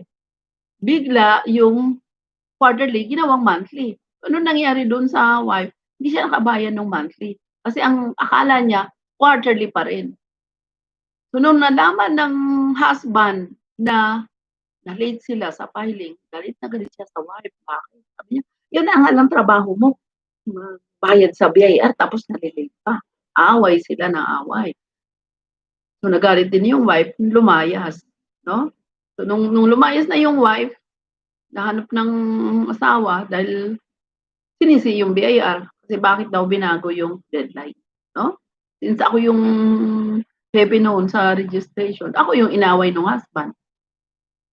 So, anong ginawa ko? Wala lang, hindi ko lang siya pinansin. Kasi, ano, yung ganyang sitwasyon, wala eh. Hindi mo siya din pwedeng sisihin kasi meron din siyang katwiran. So, just say sorry for the incident. Pero, ang tama po talaga doon, as a taxpayer, ito yung magiging lessons learned nyo. Wag na wag po kayong aasa na lang sa iba or sabihin nyo na, ito, sigurado na ako dito, quarterly to. Sigurado na ako dito, monthly na to. Always be proactive. Ibig sabihin, kayo din mismo nagbabantay kung ano yung mga pagbabago. Kasi very dynamic po ang batas natin sa taxation. Palagi yan nagbabago. So pag inaakala mo na hindi nagbago, yun pala nagbago, penalty ka. So sisihin mo ngayon yung BIR, wala kang magawa. Hindi ka sagot ng BIR, pe-penaltyan ka pa rin. No? So kahit na lang yung pagbayad, halimbawa, naloko ka sa pagbayad ng tax, ikaw pa rin yung sisingilin ng BIR, hindi yung nanloko sa'yo. No? So be very careful. Kahit yung pagbayad natin ng tax, see to it na pumasok yan doon sa tamang proseso. Kasi halimbawa, na fake ka sa bangko, ikaw pa rin yung magbabayad, hindi yung bangko. Sisingilin ka pa rin ulit.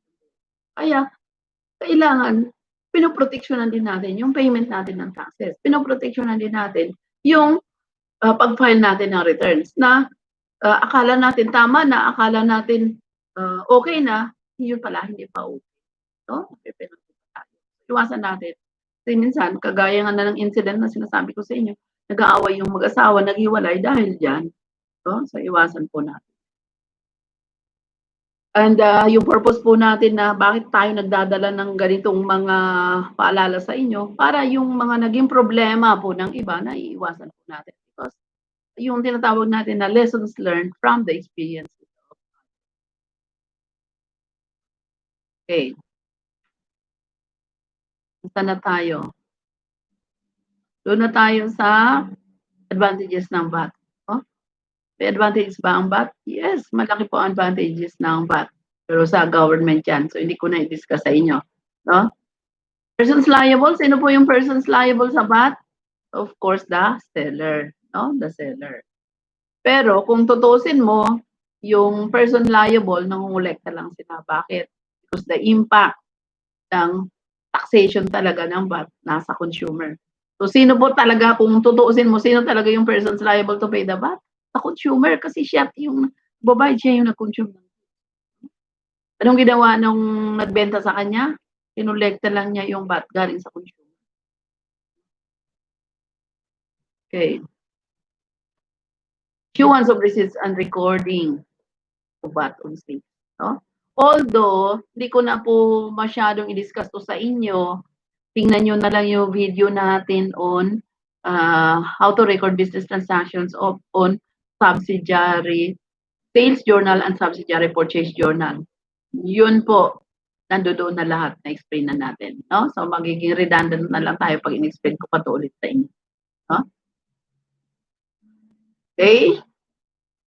So, pahapyaw lang, ano po ba itong VAT on sales? Meron tayong tinatawag na VAT exempt sales. Ito yung sinasabi ko sa inyo na walang output, walang input. Yun po ang VAT exempt sales.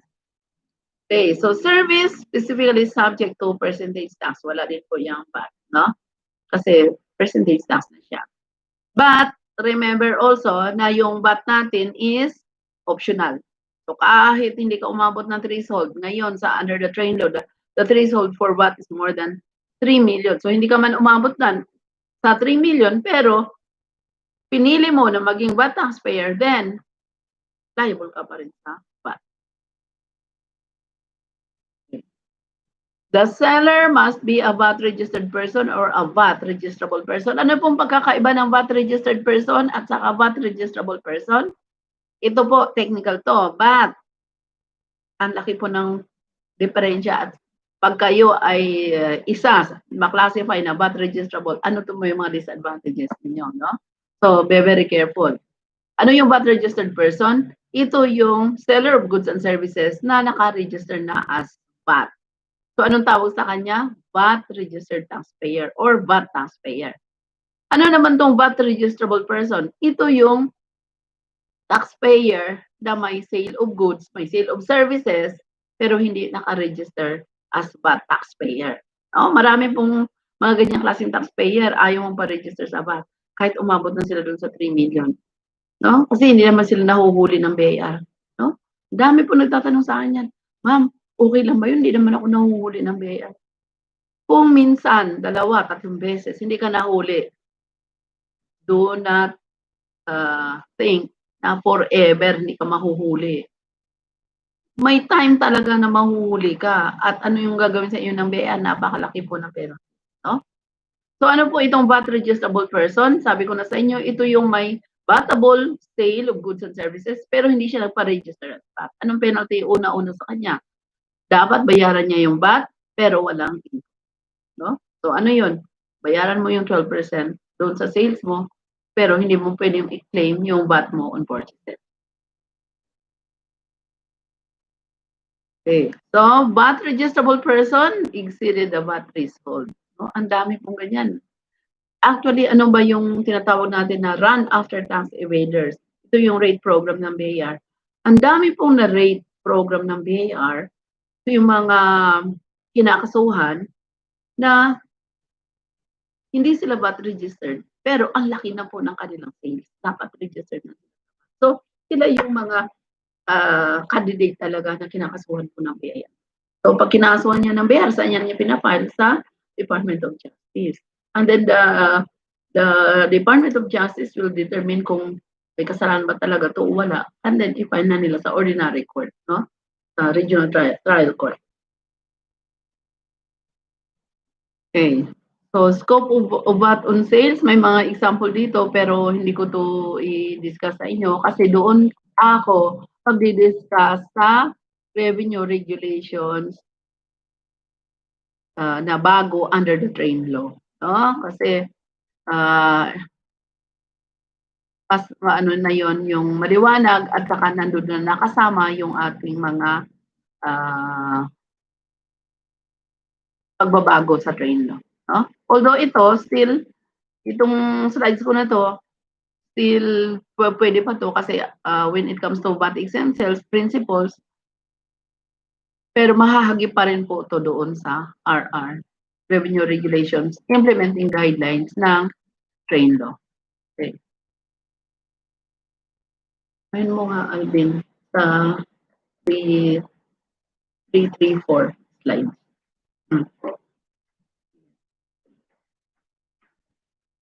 O ako na ano lang, mahirapan ka. Bakit ayaw na? Ayaw na. Kasi ayan na, ayan na. 334, bakit ayaw? O sige. O, shout out po tayo doon sa mga YouTubers natin. Good evening po ulit sa inyo. At very technical yung ating topic ngayon about value added tax. Hindi ko sasabihin sa inyo na sana mag-enjoy kayo, no? Kasi mahirap talaga ang VAT. But kailangan natin alamin. Ano na yan? Okay.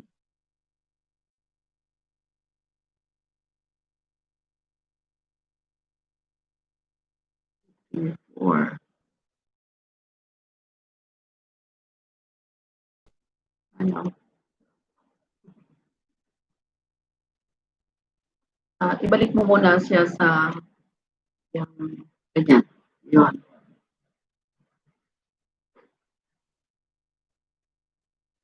So, 365.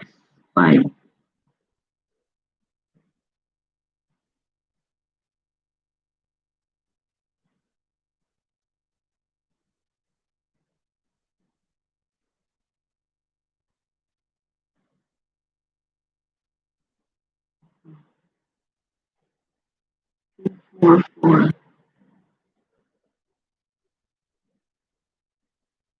Ayun. Okay. Ito po.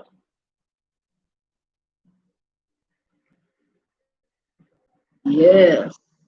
We got it. Ito po. Okay? So, tuloy po tayo. Revenue Regulations number 13-2018. Ito po yung implementing regulations ng value added tax under the trade law. Ano po yung trade law natin? Ito yung Republic Act 10963 na took effect to 2018. No? So anong nangyari dito? Anong ginawa ng trade law? Tapat. No? Kunti lang naman, kunti lang yung ginawa niya. No? Pero pag-usapan natin para alam natin. No? Ano yung mga inamendya na provisions? Section 4, 106, 108, 108-5. Ito yung 106, 108. Ito yung persons liable to VAT. No? And then, inamend din niya yung ilang provisions lang naman ng RR 16-2005, hindi po lahat. No? Okay, so, ito yung inamend na trade law, the zero-rated sales of goods or properties. And then, meron pa itong susunod, yung zero-rated sale of services. No? Dito na yung sabi ko sa inyo kanina na yung dati, zero-rated yung sale of gold to Central Bank, Bangko Sentral ng Pilipinas, ngayon ginawa na niyang exempt. No? So ito, zero-rated muna. Ano ba yung mga zero-rated sale of goods or properties under the trade law? No? Pag sinabi natin kasi na zero-rated, zero ang rate. Di ba ano bang rate ng VAT? 12%. But in this case, since mga preferred industries to, ginawa niyo lang siya na zero. So instead of 12, zero siya. So, number one, export sales. Yes. Bakit ba ang export sales binibigyan ng preferential na rate ng or benefits ng gobyerno? Kasi po, ang export is an industry na ini-encourage ng ating gobyerno. Bakit? Kasi ito yung magdadala sa atin ng dollars, no? Pasok sa atin. So gaganda yung ekonomiya natin. Okay, so ano tong export sales? The sale and actual shipment of goods from the Philippines to a foreign country, no? Irrespective of any shipping arrangement that may be agreed upon, which may influence or determine the transfer of ownership of the goods so exported, paid for in acceptable foreign currency or its equivalent in goods or services. Usually po dito sa Pilipinas, sa mga export transactions natin, ano yung usually na ginagamit sa atin? Dollars, no? Kahit anong currency pa yan, kino-convert sa dollars, yun yung ginagamit na currency sa export.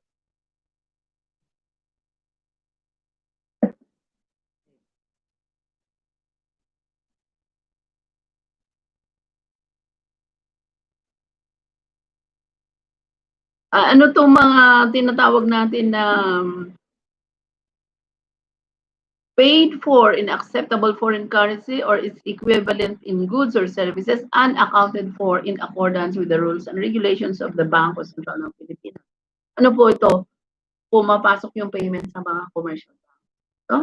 Kasi hindi pwede na i-curse through na bank-to-bank account or direct payment. Pumapasok po yan sa bangko. Why? Kasi na-account po siya ng central bank. No? Anong tawag dito? Acceptable foreign currency or its equivalent, accounted for in accordance with the rules and regulations ng Bangko Sentral. So another po na subject sa zero rate is the sale of raw materials or packaging materials to an non-resident buyer for delivery to a resident local export-oriented enterprise to be used in manufacturing, processing, packing in the Philippines of the said buyer's goods paid for in acceptable foreign currency and accounted for in accordance with the rules and regulations of the BSP. So ano to? Raw materials lang, no? Packaging materials, binenta niya sa non-resident buyer for delivery to a resident local export-oriented enterprise. Ito, hindi in-export, hindi kinarga sa barko, pinadala sa ibang bansa. Anong ginawa dito? Dineliver pa rin sa resident local export-oriented enterprise. Ibig sabihin, itong raw materials, ito yung binili ng non-resident buyer. Ibig sabihin ng non-resident buyer, foreigner. Pero, pinagawa niya dito, pinrases sa Pilipinas. Kaya nga sasabi dito, resident local export-oriented enterprise. Ginamit sa manufacturing, ginamit sa processing, ginamit sa packing. Usually, saan po ito nangyayari? Sa mga PESA registered enterprises. Ano po sabi natin sa PESA registered enterprise? Treated as separate customs territory, wala pong VAT doon. Kasi considered export kapag doon ka ng benta. Why? Kasi ano ba ang number one na requirement sa PESA? Bakit sila binigyan ng preferential rate? Kasi ang purpose talaga sa kanila, ipoprocess lang nila yung mga goods nila dito sa Pilipinas and the intention is to re-export. Dadalhin nila dito yung raw materials, ipoprocess, tapos ibalik yan, ilabas dito sa Pilipinas. The purpose is not to consume the goods here in the Philippines, no? But subsequently, export pa rin siya. Kaya pag ikaw ay supplier, considered exporter ka pa rin. Kahit dineliver mo yan sa local na manufacturing company, pero export-oriented yon, ine-export niya yung kanyang mga gawang produkto, considered ka pa rin na export. No? So, very clear. Sinasabi po yan ng train law. Another is the sale of raw materials or packaging materials to an export-oriented enterprise whose sales exceed 70% of total annual production. So any enterprise whose export sales exceed 70% of the total annual production of the preceding taxable year shall be considered an export-oriented enterprise. Halimbawa, itong sinasabi natin na company, meron siyang export sale, meron din siyang local sale. No? Pero pagka halimbawa, mas marami yung kanyang export, 70%, ang sabi ng batas, consider siya export-oriented. So pag ikaw ay isang supplier at binenta mo yung goods, raw materials mo, dito sa export-oriented enterprise na to, considered export ka pa rin, considered zero-rated ka pa rin. Huh? Another, number 4, transactions considered export sale under Executive Order number 226 or ito yung Omnibus Investment Code of 1987. Ano po ba itong Executive Order number 226 or the Omnibus Investment Code of 1987? Ito yung nagbibigay tayo ng mga benepisyo sa mga pioneer enterprise or sa mga investor natin na gusto po mag-invest dito sa Pilipinas at dito sila magninegosyo. So binibigyan po sila ng incentive. So anong considered daw export sale under Executive Order number 226? Ito yung mga Philippine Port FOB, freight on board, no? Ito yung mga shipping arrangement. Value determined from invoices, bills of lading, inward letters of credit, landing certificates, and other commercial documents. Very particular na po yung trade law ngayon sa mga commercial documents at saka sa mga commercial agreements, no? Ma-advance ko lang sa inyo under the train law. Dati hindi pinapansin itong mga commercial documents. Ngayon, pati sa doc stamps, iniisa-isa na sila na-stamp. No?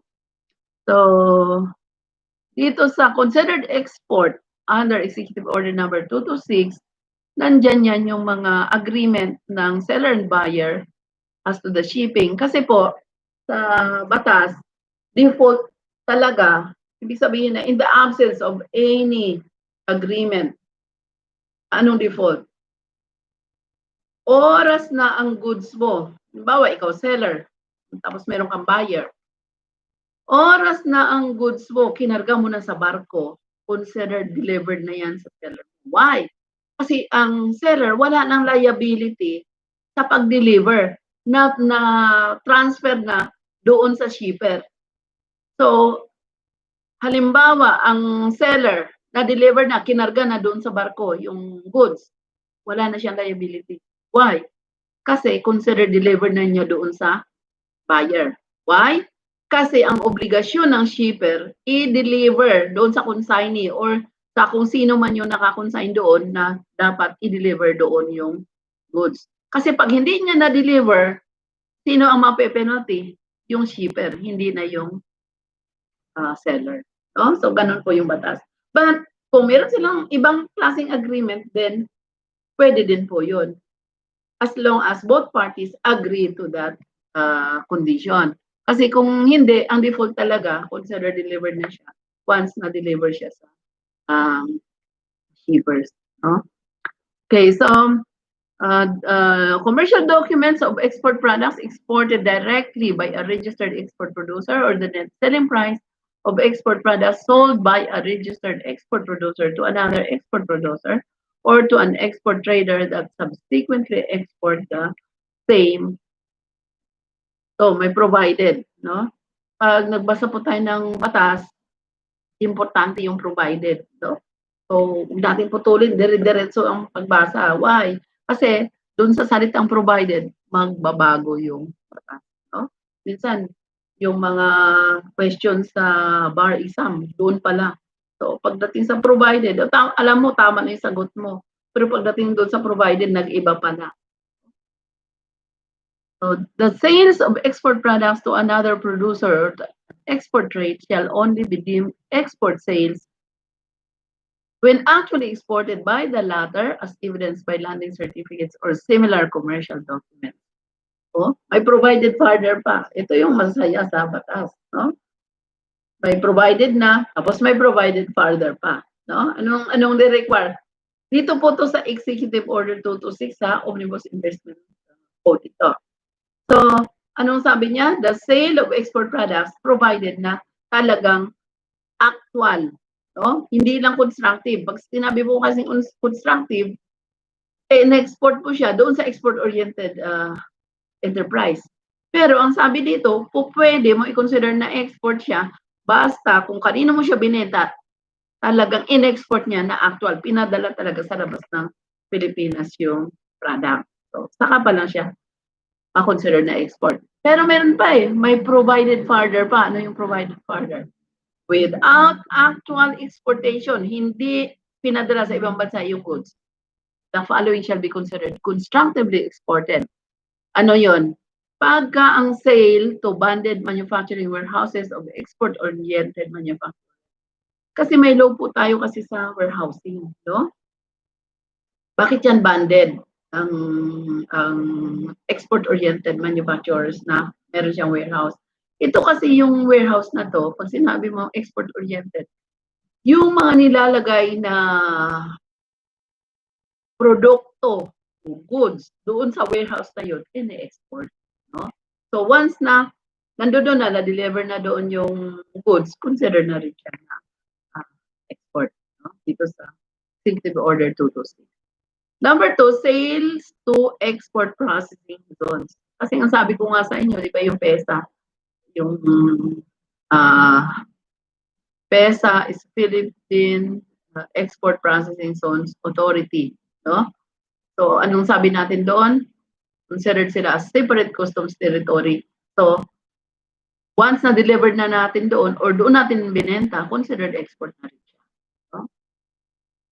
Sales to registered export traders operating banded trading warehouses supplying raw materials in the manufacture of export products under guidelines to be set by the board in consultation with the BIR, BOC, and BOC, no, yung Bureau of Customs.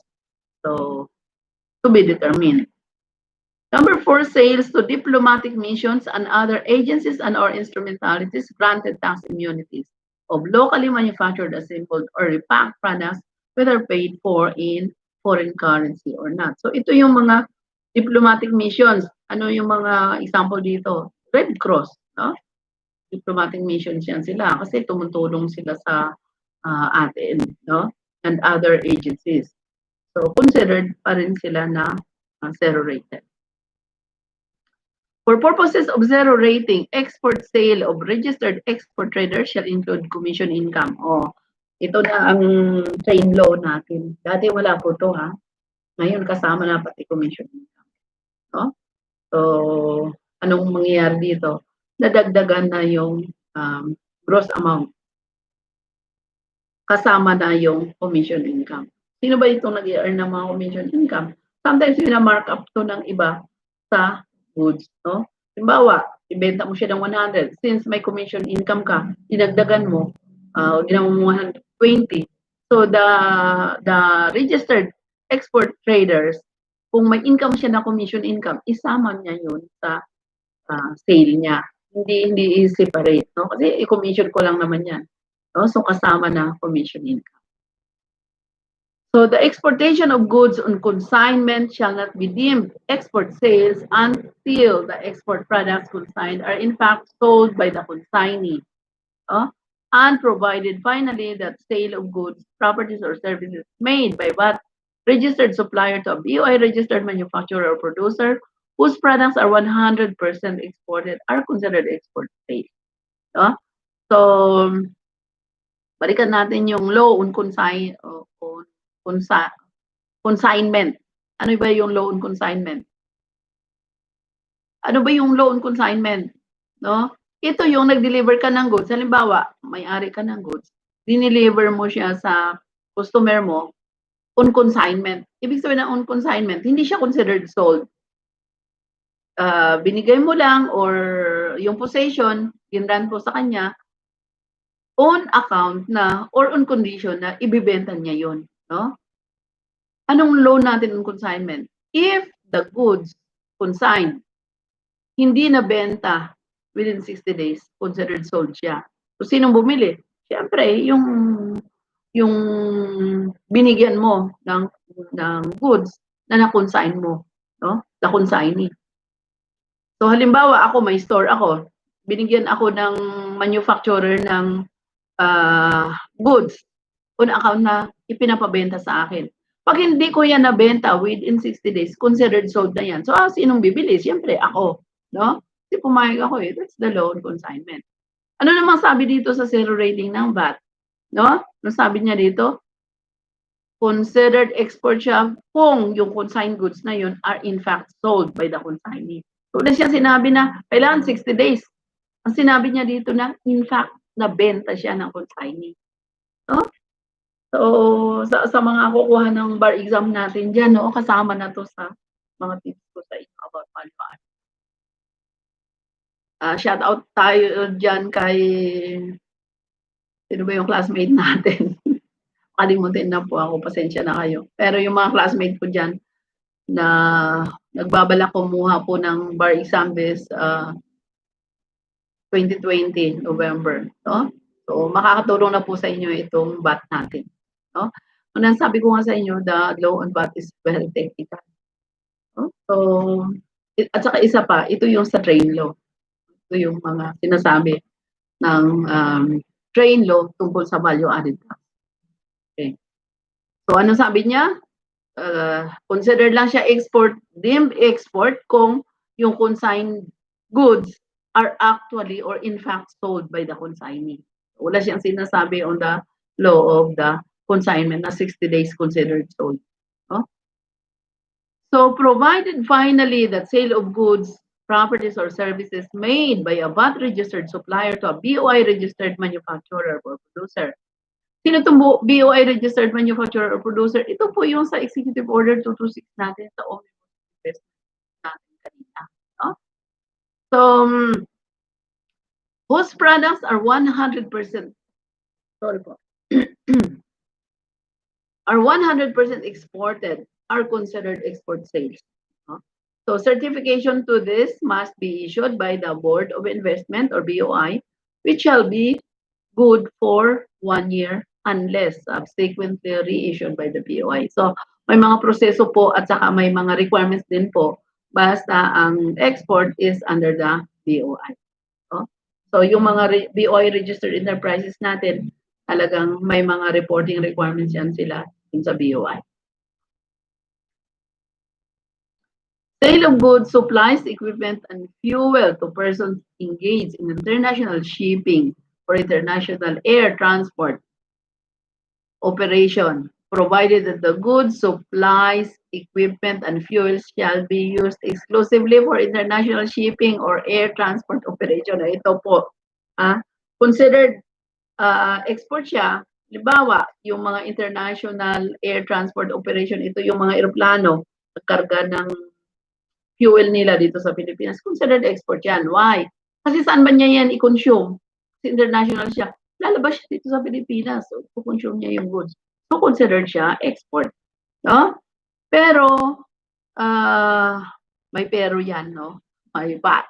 No? Okay. Ito yung but dyan. Kaya, ito yung bandayan natin. Okay na sana yun eh. Basta, bumili siya. International air transport siya, bumili siya dito sa Pilipinas.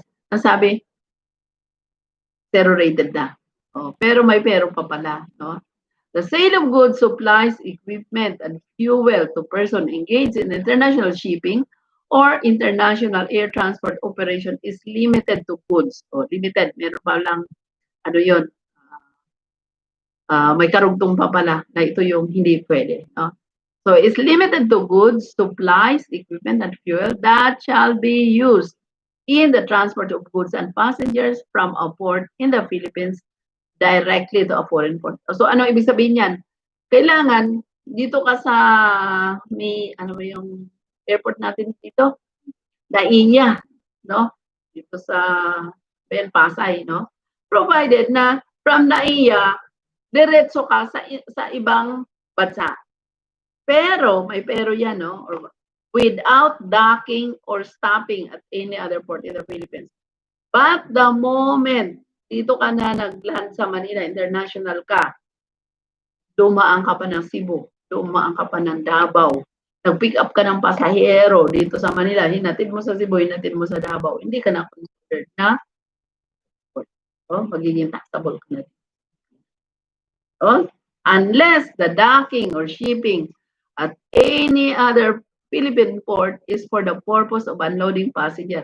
Pero kung halimbawa may passenger ka na, galing ka ng US o galing ka ng Japan, binaba mo lang yung pasahero mo sa Cebu, hindi mo pinick up dito sa Manila at hinatid sa Cebu, pwede yun. No? If the purpose is only unloading the passenger and or cargos that originated from abroad. Pinick up mo sila sa abroad, Tapos pagdating mo sa Manila, hindi pa sila bumaba, hinatid mo pa sila sa Cebu, okay pa yun, no? Pero kung pasahero lang sila dito sa Manila, hinatid mo sa Cebu, yun ang hindi pwede. Magiging liable ka na to doon sa binili mong fuel. No? So, provided further that if any portion of such fuel, goods, supplies, or equipment is used for purposes other than that mentioned in this paragraph, such portion of fuel, goods, supplies, and equipment shall be subject to. So, ibig sabihin na, napaka thin line lang talaga na subject ba siya o hindi siya subject. Huh? So, sa pagbibigay ng problem, mamaya may bibigay dyan na mga kondisyon na hindi siya subject, unang tingin mo. Pero because meron pa ng subsequent na nangyari or transaction, nagiging subject to VAT pala siya. Provided that items 2, 3, and 4 shall be subject to the 12% VAT and no longer be subject to 0% VAT rate upon satisfaction of the following conditions. So ito naman yung conditions na magiging zero rated siya. Ano nga ba ulit yung zero rated? Pag zero rated ka, meron kang input tax pero wala kang output tax na. No? So, wala siyang output. No? Successful establishment and implementation of the enhanced VAT refund system that grants pays refund of creditable. Ito, ano to ng gobyerno natin, no? Na magre-refund siya ng VAT within 90 days from the filing of the VAT refund application. No? So ito, initiative na to ng gobyerno natin. So, ano na to, hindi na to manggagaling sa taxpayer or whatever. Ito, sa side na to ng gobyerno, ito yung gagawin nila. 90-day period to process and decide pending the establishment of the enhanced VAT refund or system. Pero ito pong 90 days, sabihin ko na sa inyo yung totoo na yung 90 days na to will still depend on the taxpayer. Bakit will depend on the taxpayer? Kasi yung 90-day period na ipoprocess yung refund nyo, yan kung kumpleto kayo lahat ng requirement. The moment na nag-claim na kayo ng refund, pero kulang-kulang naman yung mga substantiation requirements nyo, itong 90-day period nyo, panaginip lang to. No? Dito totoo. Bakit panaginip lang? Kasi hindi din kayo i-refund. No? Why? Kasi kulang yung inyong requirements. Actually, for 29 years po, I do audit and investigation sa BIR. Ano yung nakita ko na mga problema? That's why, now na retired na ako, alam nyo yung advocacy ko is really on the bookkeeping, is really on the recording. Why? Kasi ang daming frustrations po ng taxpayer. Saan po nanggagaling yung frustrations ng taxpayer? Kasi hindi sila nakakapag-substantiate ng kanilang claim. So, ano gagawin po ng examiner? Hindi naman pwedeng magicin ng examiner yung report nyo. No? Especially sa VAT. Tuturo pa namin sa inyo yung paggawa ng VAT relief. Alvin, madugo din yun. So, dami na naming assignment na ginawa doon, yung aid doon sa paggawa ng VAT relief. No? Bakit? Kasi nakadepende yan, yung sinasabi dito ng batas na 90 days, nakadepende pa rin yan sa isasabit na document ng ating taxpayer. So ano nangyayari? Ang daming pribilehiyo, ang daming benepisyo ng taxpayer na hindi po niya nakakamit, hindi niya natupad, hindi punta sa kanya, hindi niya na-enjoy, kulang ng substantiation requirement. No? Sayang, especially sa VAT, kung mapapansin po natin, napakarami pong mga cases na sa Court of Claims Appeal, nakakarating po ng Supreme Court. Ano ang pinagdidebatehan lang doon? Yung refund, no? Pero para sa akin, napakadali lang pong i-decide. Why? Kung kompleto yung dokumento ng taxpayer, refund ka agad yan. Bakit? Anong problema? Walang dokumento. Tapos mag-claim ka ng refund. Mag-claim ka ng VAT. Hindi talaga mabibigay sa inyo ng gobyerno. No? Kasi pagkulang-kulang kayo ng documentation. All claims for refund or credit certificate filed prior to January 1, 2018 shall still be governed by the 120 days. So before the train law, 120 days po ang processing ng VAT refund. Pagdating na ng train law, shorten na siya by 90 days. No? So instead of 4 months, ginawa siyang 3 months. So 90 days. Okay, so ito, trabaho na to ng BIR. Okay, so hindi ko na-discuss sa inyo yan. Definition, specific rules on selected services. Ito din po. Sale of electricity by generation, transmission. Alam nyo yung sa electricity po natin, iba yung generate, iba yung nagta-transmit, iba din yung nagdi-distribute. So, but sometimes they are all related companies. Alam nyo na, ginawang iba-iba yan. Kaya yun yung mga may issue na sa transfer pricing, yung mga nakakaintindi po ng transfer pricing, ito yung mga may issue dyan. Why? Kasi from the generation, gumawa na isang company. Pagdating ng transmission, another company, but still owned by the same entity. So ano yan? Transfer pricing. No? So, transmission by any entity, including the National Grid Corporation. Ito po yun owned by the Philippines. No? Ito yung nasa generation transmission ng electricity natin. Distribution companies, including electric cooperatives, shall be subject to 12% VAT on their gross receipts. No, ito yung mga electric cooperatives natin sa under the NEA or the National Electrification Administration. So, marami po tayong mga special laws that governs on our electricity. No? Kasi may mga incentive yan na binibigay ang gobyerno sa atin. Okay, but they're subject to VAT. Subject sa VAT. Kaya tingnan nyo yung inyong mga electric bills, may VAT yan na pinapasa sa atin ang distributor natin. So in case of Metro Manila, Meralco. No? Tingnan niyo yung bill sa Meralco, may VAT. Okay, so zero-rated sale of services.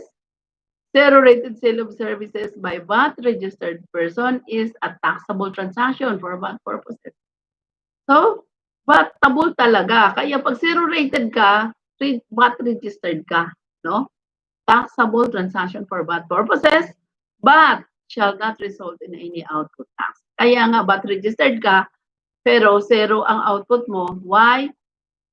Nakaka-claim ka pa rin ng input tax na. No? Input tax on purchases of goods, properties, or services related to such zero-rated sale shall be available as tax credit or refund in accordance with this regulation. Sinabi nga na with this regulation, ito po yung Revenue Regulations 13-2018, which is the implementing regulations of the Train Law or Republic Act 10963. Okay. Papagod na yung mga tamahan ko. Ano oras na? Di pa ako napapagod. Nakikinig sila. Sa susunod sila, mas natuto sa akin kaysa sa VAT, no? Ano yung kwento sa nagle-lecture? No? Ito, ano lang, commercial lang natin. Yung mga inaanto ko na. Ano yung joke doon sa nagle-lecture? Meron daw isang speaker na tuwing magle-lecture siya, most popular na speaker. So, kahit saan, ini-invite siya. So, ano nangyayari? Every time na mag-lecture siya, meron siyang kasamang driver. So, sa tagal na niyang kasama yung driver niya, na-memorize na rin ng driver niya yung kanya ila-lecture. So, anong nangyari? Napagod yung speaker. Sabi niya dun sa driver, ikaw na mag-lecture kasi hindi naman ako kilala dito eh. Ikaw na mag-lecture kasi kabisado mo na yung nila-lecture ko eh. Ang problema, pagdating dun sa open forum, hindi kabisado ng driver yung mga questions so hindi niya alam sagutin. So, nung sinabi ng driver habang nag-lecture siya, napakadali lang ng question mo. Sabi niya, kayang-kaya yung sagutin ng driver ko. Kasi yung driver niya, yun yung totoong lecturer na palit sila ng role. No? Yun yung joke doon. Na yung speaker, nagpanggap na driver, na problema nung lecture, alam niya yung lecture. Pero pagdating na dun sa question and answer portion, hindi na niya alam paano sagutin yung mga questions, no? So, sino pinasagot niya? Pinasagot niya dun sa totoong speaker na nag-conferring writer. So, yun po yung story. Okay. Tuloy tayo ha. Mahaba pa to. Mahaba pa to. 200 slides pa ako. No? Okay. Yung mga magtatyaga sa atin na makinig, may matutunan kayo sa BAT. Pero yung mga inaantok na, i-replay nyo na lang po yung video natin. No? Hindi naman ito mawawala. No, nakita ko sa YouTube, 10 years na, tigpa 7 years. Yan pa rin sa YouTube. 6 years na doon pa rin, no? Na re-replay pa rin. No? So thank you sa YouTube kasi with that facilities na binibigay sa atin. Okay. Transaction subject to 0% VAT rate. No? The following services performed in the Philippines by a VAT-registered person shall be subject to 0% VAT rate. No? Yung processing, balikan natin ano to? Ano tong ni-explain ko sa inyo ngayon? Services na to. Kanina, ano yon? Zero rated sale of goods. No? Ngayon, ano to? Zero rated sale of services. No? So, dati walang zero rated sale services ang tax code natin. Because of the train law, meron ng zero rated sale of services. So, ito yun. Ano yun? Bakit sila zero rated? Because meron siyang input pero walang output. Okay. Ano tong mga services na zero rated? No? Sale of services by a VAT-registered person is taxable transaction for VAT purposes, but shall not result in any output tax. The input tax on purchases of goods, properties, or services related to such zero-rated sale shall be available as tax credit or refund in accordance with this regulation. Baka wala na Sige, hindi tayo maririnig. Okay, so transaction subject to 0% VAT rate. The following services, no, performed in the Philippines by a VAT-registered person shall be subject to 0% VAT rate.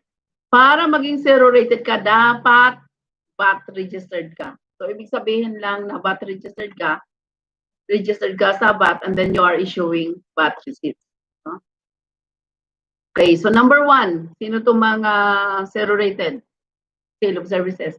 Processing, manufacturing, repacking goods for other persons doing business outside the Philippines.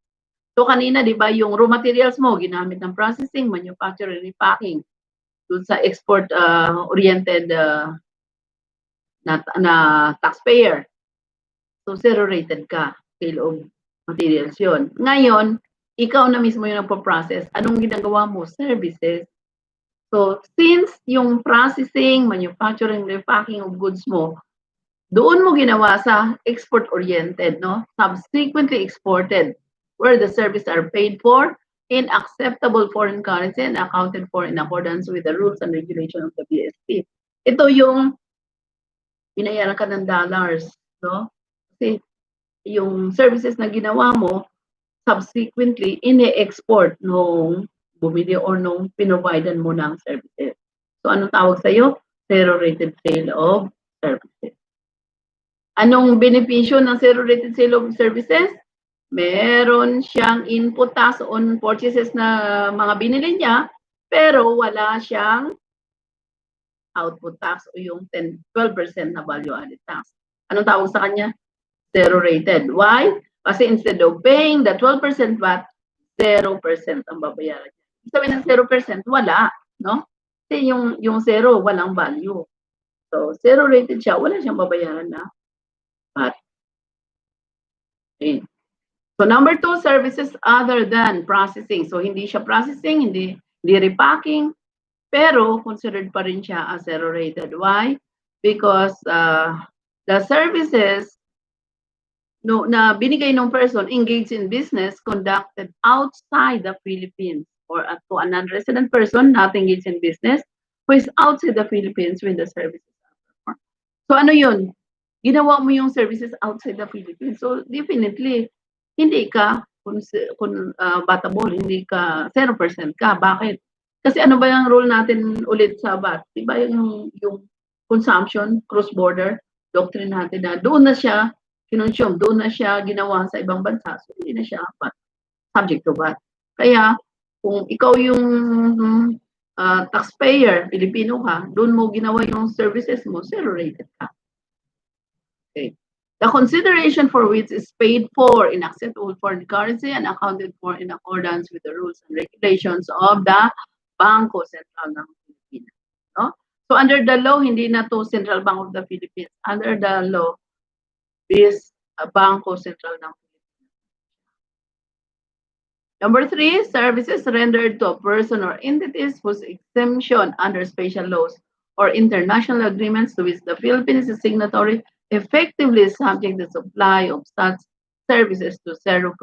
Ito yung sa political load po natin na signatory yung Pilipinas sa mga conventions, mga world conventions, consider na rin po na binding po yan sa Pilipinas. And once ang Pilipinas is signatory to that, at sinabi doon na hindi magbabayad, hindi subject to tax, yung ganong klaseng transactions, ino-honor po yan, no?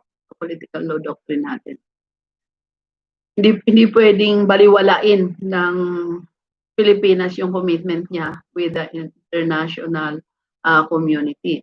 So, nasa saligang batas natin yan, nasa constitution natin, na kung ano yung mga generally accepted principles ng international, ina-accept din po natin at binding din po yan dito sa atin. So, sinabi niya na walang tax, hindi pwedeng i-tax ng Pilipinas. Okay. Number 4, services rendered to persons engaged in international shipping or air transport operation, including leases of property for use thereof, provided that these services shall be exclusively for international shipping or air transport operation. Okay, so ano yun? Services naman to, no? Pero para talaga sa international shipping or air transport operation, considered siya export, kaya wala siyang zero rate. So, services referred to shall not pertain to those made to common carriers by air and sea relative to their transport of passengers, goods, or cargoes from one place in the Philippines to another place in the Philippines. Ito yung sinasabi na inter-island, no? So, from one place in the Philippines or within the Philippines, the same being subject to 12% VAT. Alam nyo, nung una, pag nabasa ko to, gigigil talaga ako. Unfair ito. Bakit? Pag within the Philippines, taxable ng VAT. Pag outside the Philippines, hindi taxable. Yun yung sabi ko na-realize ko lang to nang nag-aral ako ng international taxation. Why? Kasi sa international taxation, ang covenant or yung agreement ng mga international communities natin na pag VAT, taxable siya at the place of consumption, at pag income naman, taxable siya at the place of the recipient of the income. So halimbawa, yung recipient of the income is sa US, doon mo babayaran yung income tax. Pero yung consumption, halimbawa yung goods, kinonsume niya dito sa Pilipinas, dito mo bayaran yung VAT sa Pilipinas. So since itong incident na to, saan to gagamitin? International, hindi dito sa Pilipinas. So, zero rated siya, hindi ko magbabayad ng VAT. No? Pero kung kinonsume siya or yung services, ginawa siya dito sa Pilipinas and then ang nag-hire ng services is the transport of passenger ng common carrier from one place of the Philippines to another, ang ibig sabihin lang dito, within the Philippines siya. So, subject siya sa VAT. No? So, doon ko lang naintindihan. Kung hindi pa ako nag-aral ng international taxation, hindi ko rin kaya sagutin yung mga tanong sa akin ng mga kasamahan ko na examiner din. Diba unfair itong batas na to? Bakit pag sa Philippines, taxable sa VAT? Pag outside the Philippines, zero rated. So ngayon, kaya ko na silang sagutin. And for your information, our Philippine School of Taxation and Research, ang aim po talaga dyan It is a non-stock, non-profit organization. Ang aim po talaga dyan is to develop a professional which is globally competitive. So we encourage professionals to be globally competitive. So paano ka maging globally competitive? You must know also the laws outside, no? Sa global. Hindi lang yung alam mo, yung batas lang dito sa Pilipinas. Dapat. Halimbawa, tax consultant ka, hindi pwede na yung tax na batas lang ng Pilipinas alamin mo. Dapat alam mo rin yung batas ng tax ng ibang bansa. Kaya right after this, wala kaming tulugan, no? Pupuyat pa kami kasi magsushoot pa kami ng video on how to pay tax in Japan. No? Naka-set na lahat. Kaya yun ang dadalhin namin sa inyo yung how to pay tax in Japan kasi alam namin na ang dami din nating mga Filipinos working in Japan, no? Shout out ko lang, meron akong pamangkin dyan na sa Japan ngayon, nagtatrabaho, no? Na uuwi sa December para magpakasal na. May girlfriend siya, hindi sila nagkita, pero papakasal na sila pagbalik. First time lang niya makita yung girlfriend niya. No? Through ano lang yan, because of the high-tech ngayon, yung ligawan, yung lahat na lang through the internet. So ganun na ka-high-tech. Kaya yung love affair high-tech na rin. Okay, so shout out ko lang dyan kay Orson, nasa Japan po siya ngayon.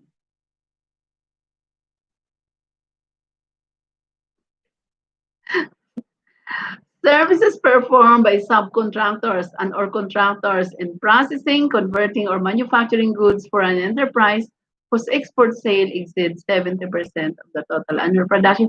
Alam niyo, parang counterpart lang din ito ng sale of goods, no? Pagdating na sa sale of services, counterpart lang. Kasi meron din sinasabi dito na export-oriented na 70% of the total annual production binibenta. So considered export din yung mga contractors. Transport of passenger and cargo by domestic, air, or sea vessels from the Philippines to a foreign country. No? Ito yung tanda natin na from the Philippines to another foreign country. Hindi yung from the Philippines to another part of the Philippines. Taxable yun. So gross receipts of international air or shipping carriers doing business in the Philippines derived from transport of passengers and cargo from the Philippines to another country shall be exempt from VAT. Ano pagkakaiba? Sinabi niya exempt dahil hindi niya sinasabing zero rated. So anong pagkakaiba ng exempt? Anong pagkakaiba sa zero rated? Kaya dyan tayo maguguluhan, no? Shall be exempt from VAT. Pag sinabi mo exempt from VAT, wala siyang output, wala ring input. Pero pag zero rated, walang output pero may input. So which is advantageous? The zero rated, hindi yung exempt, no?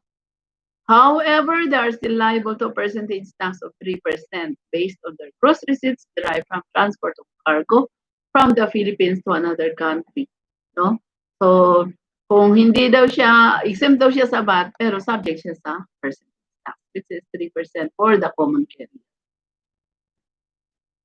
Ito, sale of power or fuel generated through renewable sources of energy. Anong pinag-usapan natin dito? Zero rated sale, ha? Of services. So ito yun.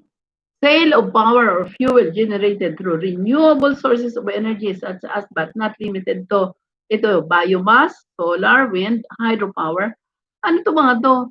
Ito yung electricity, fuel, na power na na-produce siya sa solar, sa wind, hydropower, geothermal, and steam, ocean energy, and other emerging sources using technologies such as fuel cells and hydrogen fuels. No? So zero rated siya. Provided, however, that zero rating shall apply strictly to the sale of power or fuel generated through renewable sources of energy and shall not extend to the sale of services related to the maintenance or operation of plants generating said power. So yun lang ang fuel. Pero yung maintenance services, subject. Bakit? Kasi within the Philippines ginawa yung services. So magiging subject siya. Okay, provided that the above mentioned shall be subject to 12% VAT and no longer be subject to 0% upon satisfaction of the following condition. Pagka nandun na daw yung successful establishment ng system of refund natin at within 90 days nare-refund na. Bakit? Sinasubject siya sa VAT pero i-refund naman siya within 90 days. No? The 90-day process and this pending the establishment of enhanced VAT refund system shall be up to the date of approval ng commissioner natin. No? So yan, mga trabaho na yan ng commissioner ng BIR. Let's go to the VAT exempt transactions. Ito yung mga sinasabi na VAT exempt transactions na train law. Ano po ito yung mga VAT exempt transactions? Ito yung di subject to VAT. No? So pag VAT exempt transactions, ano ang implication dito?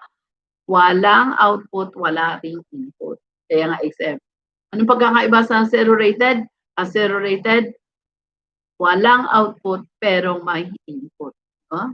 So, ito, VAT exempt transactions. So, wala talaga. Exempt transactions subject to the provision of section 41092 hereof. No? Okay. So, following transactions shall be exempt from VAT. Ano yun? Importation of professional instrument and implements, tools or trade, occupation or employment wearing apparel. Alam nyo, dati na po to sa old VAT pa natin, dati na tong exempt. No? May dinagdag lang sila dito. Ano to? So, importation of professional instrument and implements, tools of trade, occupation or employment, wearing apparel, domestic animals, and personal and household effects belonging to persons coming to settle in the Philippines or Filipinos or their families and descendants who are now residents or citizens of other countries. Pero uuwi na sila dito sa Pilipinas. No? Such parties hereinafter referred to as overseas Filipinos in quantities and of the class suitable to the profession, rank, or position of the person importing said items for their own use and not for barter or sale, accompanying such persons or arriving within a reasonable. Ano po yung bago dito? Ano sinasabi niya? In quantities and of the class suitable to the profession, rank, or position of the person. So, halimbawa, overseas Filipino workers ka, you are occupying a very high position abroad. So, umuwi ka dito, may dala kang mga luxurious car, may dala kang, marami kang inuwi. Pero, galing ka sa ibang bansa, anong trabaho mo doon? Domestic helper. Pagdating dito sa Pilipinas, may dala kang luxury car. Ay, hindi okay. Yan, maging zero rated. Kaya ito, qualification ito, kung sino yung mga overseas Filipino workers na pwedeng magdala ng mga zero-rated sale pagdating, zero-rated items pagdating po dito or exempt items for VAT purposes na iuwi po nila dito sa Pilipinas. So it depends on the profession, rank, or position ng OFWs. So siyempre kung alam ng ini-evaluate po to kasi pagdating sa customs parang evaluate na kung exempt o hindi. Why? Kasi kung exempt siya talaga, exempt din siya sa customs duties. So doon pa lang sa customs, may evaluate na kung exempt siya sa VAT or hindi i-allow. Why? Kasi nga, halimbawa, yung example ko na domestic helper ka, pero luxury car yung dala mo, hindi ka talaga i-allow. So pagdating sa evaluation, bagsak ka. Kasi, siyempre, kahit ilang taong ka pang magtrabaho doon, you cannot afford to buy that's a luxurious car. But halimbawa, isang OFW, scientist siya sa ibang bansa, napakalaki ng sweldo. Halimbawa, isa siya sa nakarating sa buwan, malaki ng binayad sa kanya. So he can afford to buy a luxurious sports car. So yan po yung ibig sabihin dito sa train law. So depending on the quantities and of the class suitable to the profession, rank, or position of the persons importing said. Okay, so provided, ito na may provided na naman, na. So take note. Alam niyo sa pagsulat pala ng provided, ano yan, italics na siya. Ibig sabihin, ano ka kaagad dyan, no? Pag ikaw yung nag-aaral ng law or ng batas, talagang red alert ka na kaagad dyan. Kasi nabasa mo na yung law. Pagdating sa provided, mag-iiba to. So, be very careful. No? Provided that the Bureau of Customs may, upon the production of satisfactory evidence that such person, ito yung sabi ko sa inyo na sa Bureau of Customs pa lang, i-evaluate na kung qualified ba kayo o hindi doon sa exemption sa VAT. No? So, anong gagawin sa inyo ng Bureau of Customs? Titingnan na yung mga dokumento nyo, qualified. So, titingnan nila kung the goods are brought from their former place of abode, exempt such goods from the payment of duties and taxes, provided further that vehicles, vessels, aircraft, machineries, and other similar goods for use in manufacture shall not fall within this classification and shall therefore be subject to duties, taxes, and other charges. Bakit? Kasi tingnan nyo na, vehicles na to, vessels, aircrafts, ang mahal-mahal na yan. No? Machineries, especially machineries, ginagamit na yan ng manufacturing or whatever. So, hindi siya po kasama. Siya kasama na exempt sa value added. Okay, so another na exempt sa VAT. Services subject to percentage tax under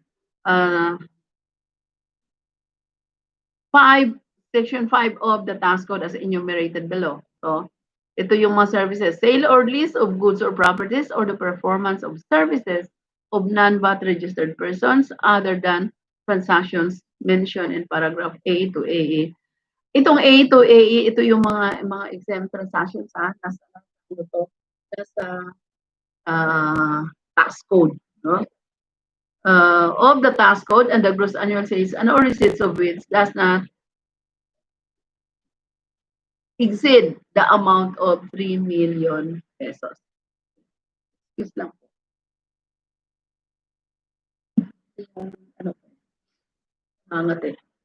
Okay. So does not exceed the amount of 3 million pesos. Ito na po yung bago na threshold natin sa VAT. Ito yung 3 million. Kasi dati, 1.9 million lang to. No? In-increase siya ng trade law. Ginawang 3 million yung threshold. Ibig sabihin, pag hindi umabot yung sales mo ng 3 million, hindi ka subject sa VAT. Pero kung gusto mo talagang i-subject yung sarili mo sa VAT, bahala ka sa buhay mo. No? Gusto mong magbayad ng 12%, di magpa-register ka ng VAT kasi optional siya. Hindi aayaw yung BIR. Diba, wala ka namang 3 million, hindi ka pwedeng mag-VAT. Sabi ng BIR, pwede. If exempt yung transaction mo, gusto mo mag-VAT, di mag-VAT ka, pero bayad ka ng 12%. Okay. So, letter P, the following sales of real properties are exempt from VAT.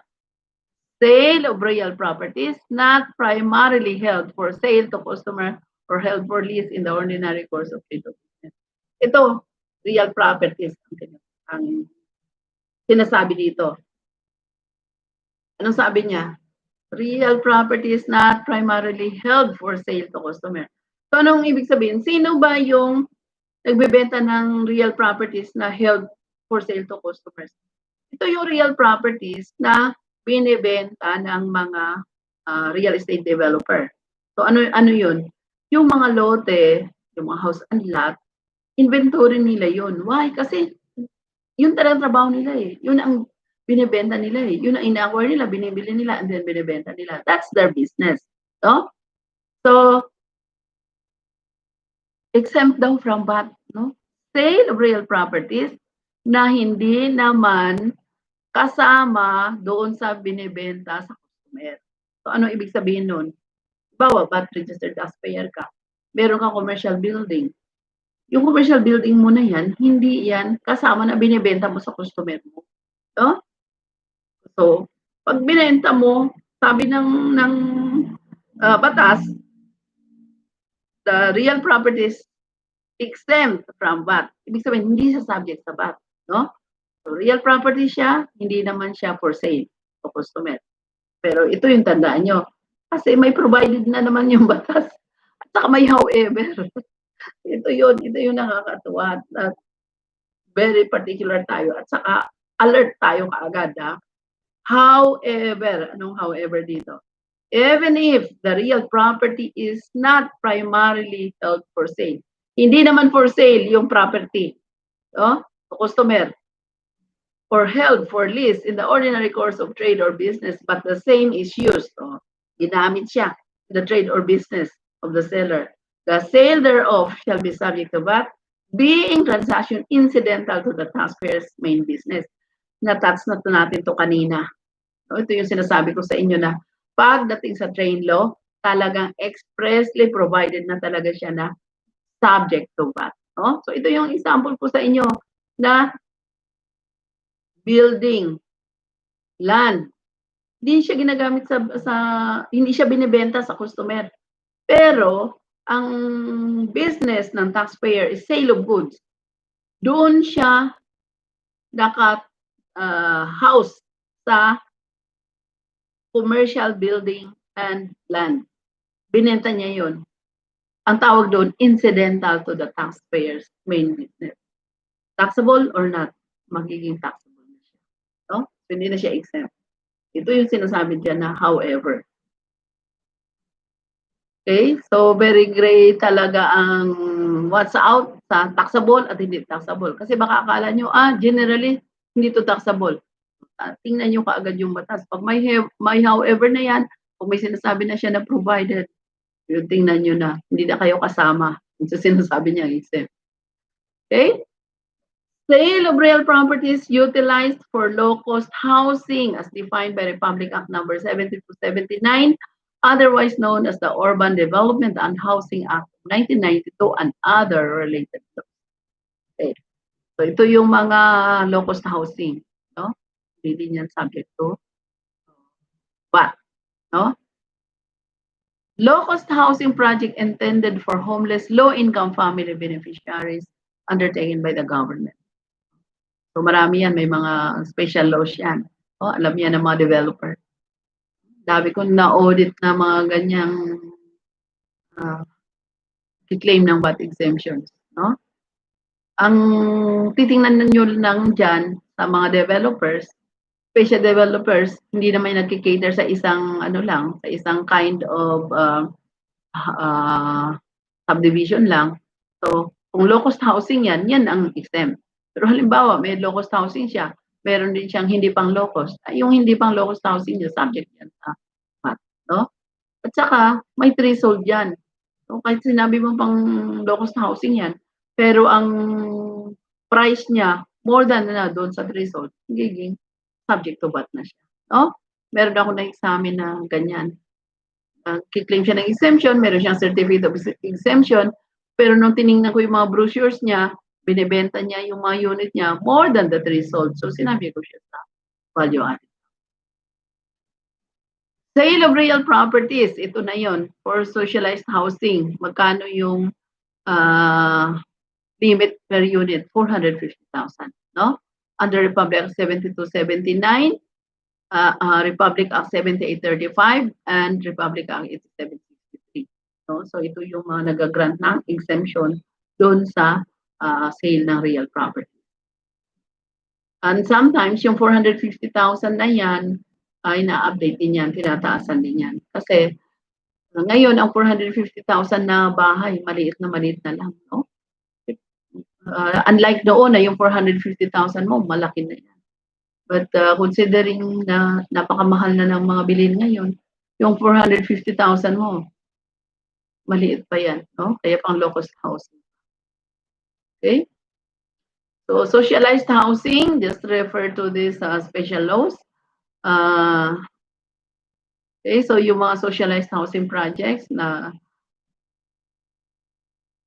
sale of residential lot valued at 1,500,000 and below, no? And lot and other residential dwelling valued at 2,500,000 and below as adjusted in 2011 using the 2010 Consumer Price Index values. Ano to? Ito yung mga residential lot siya, pero ang selling price niya, hindi to sinasabi na low-cost housing to Kasi sa low-cost housing kanina, 450,000 yun. ito residential lot lang na value, binebenta ng isang developer. So pagka 1,500,000 ang price ng lot, hindi po siya subject. Pag house and lot naman, 2,500,000, hindi rin subject. So magiging battable lang siya pag more than. Pero ito naman, kasi bakit? Matalino din kasi yung mga taxpayer eh. No? Halimbawa, dalawa yung binili mo na residential lot. Diba ang limit natin? 2.5 million pag may bahay, 1.5 pagka lot lang. Eh bumili ka ng dalawa. So magkano na ngayon yun?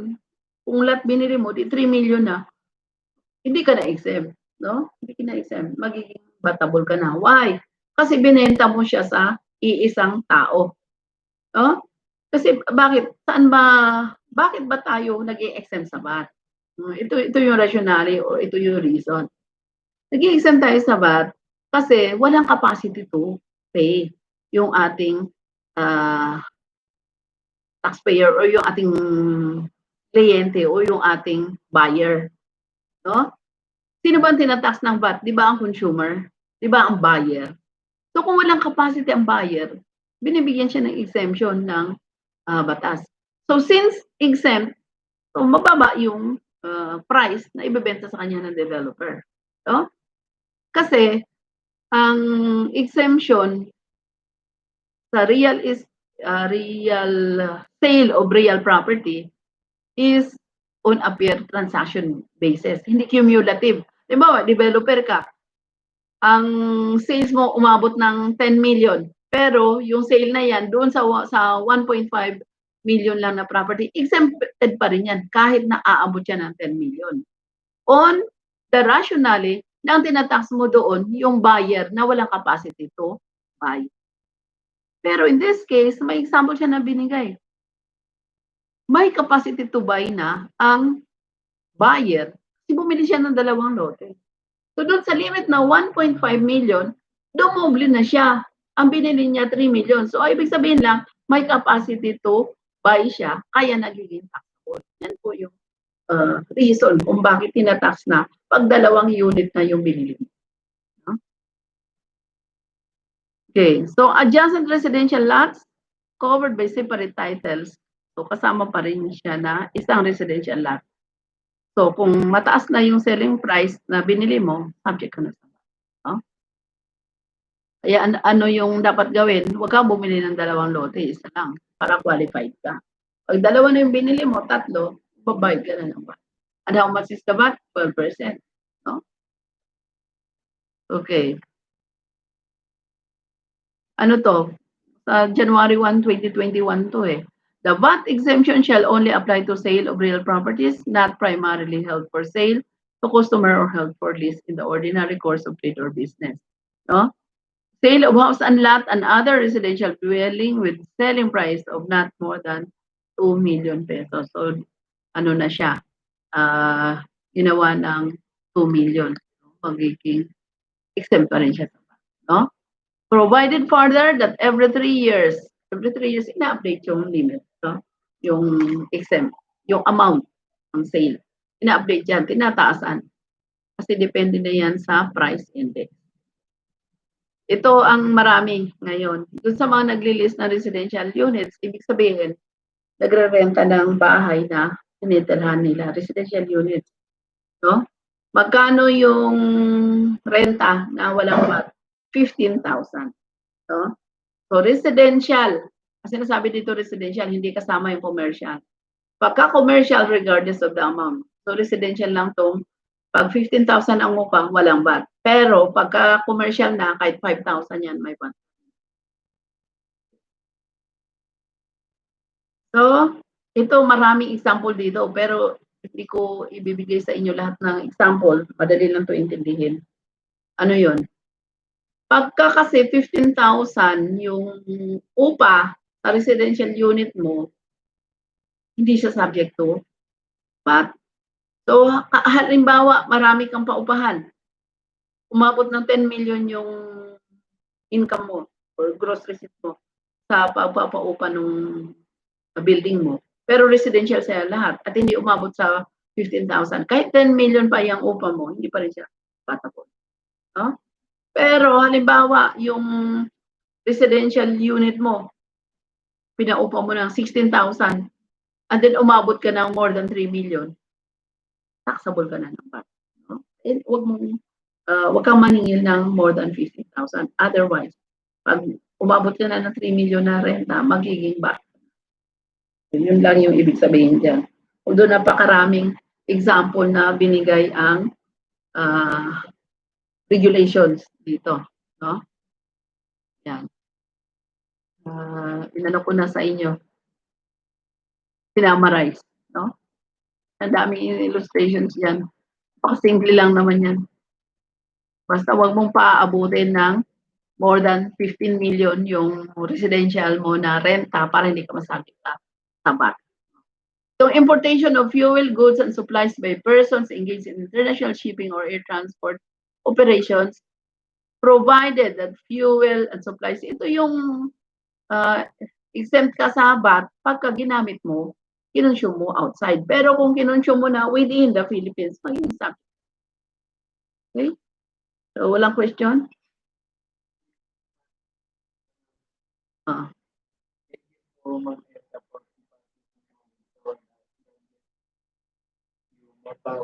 Anong pangalan? Marcel Encia. Shout out po, Marcel, and thank you for watching us. No? Ganun lang po talaga. Welcome sa'yo at saka sana naintindihan mo yung very technical natin na explanation sa VAT. No?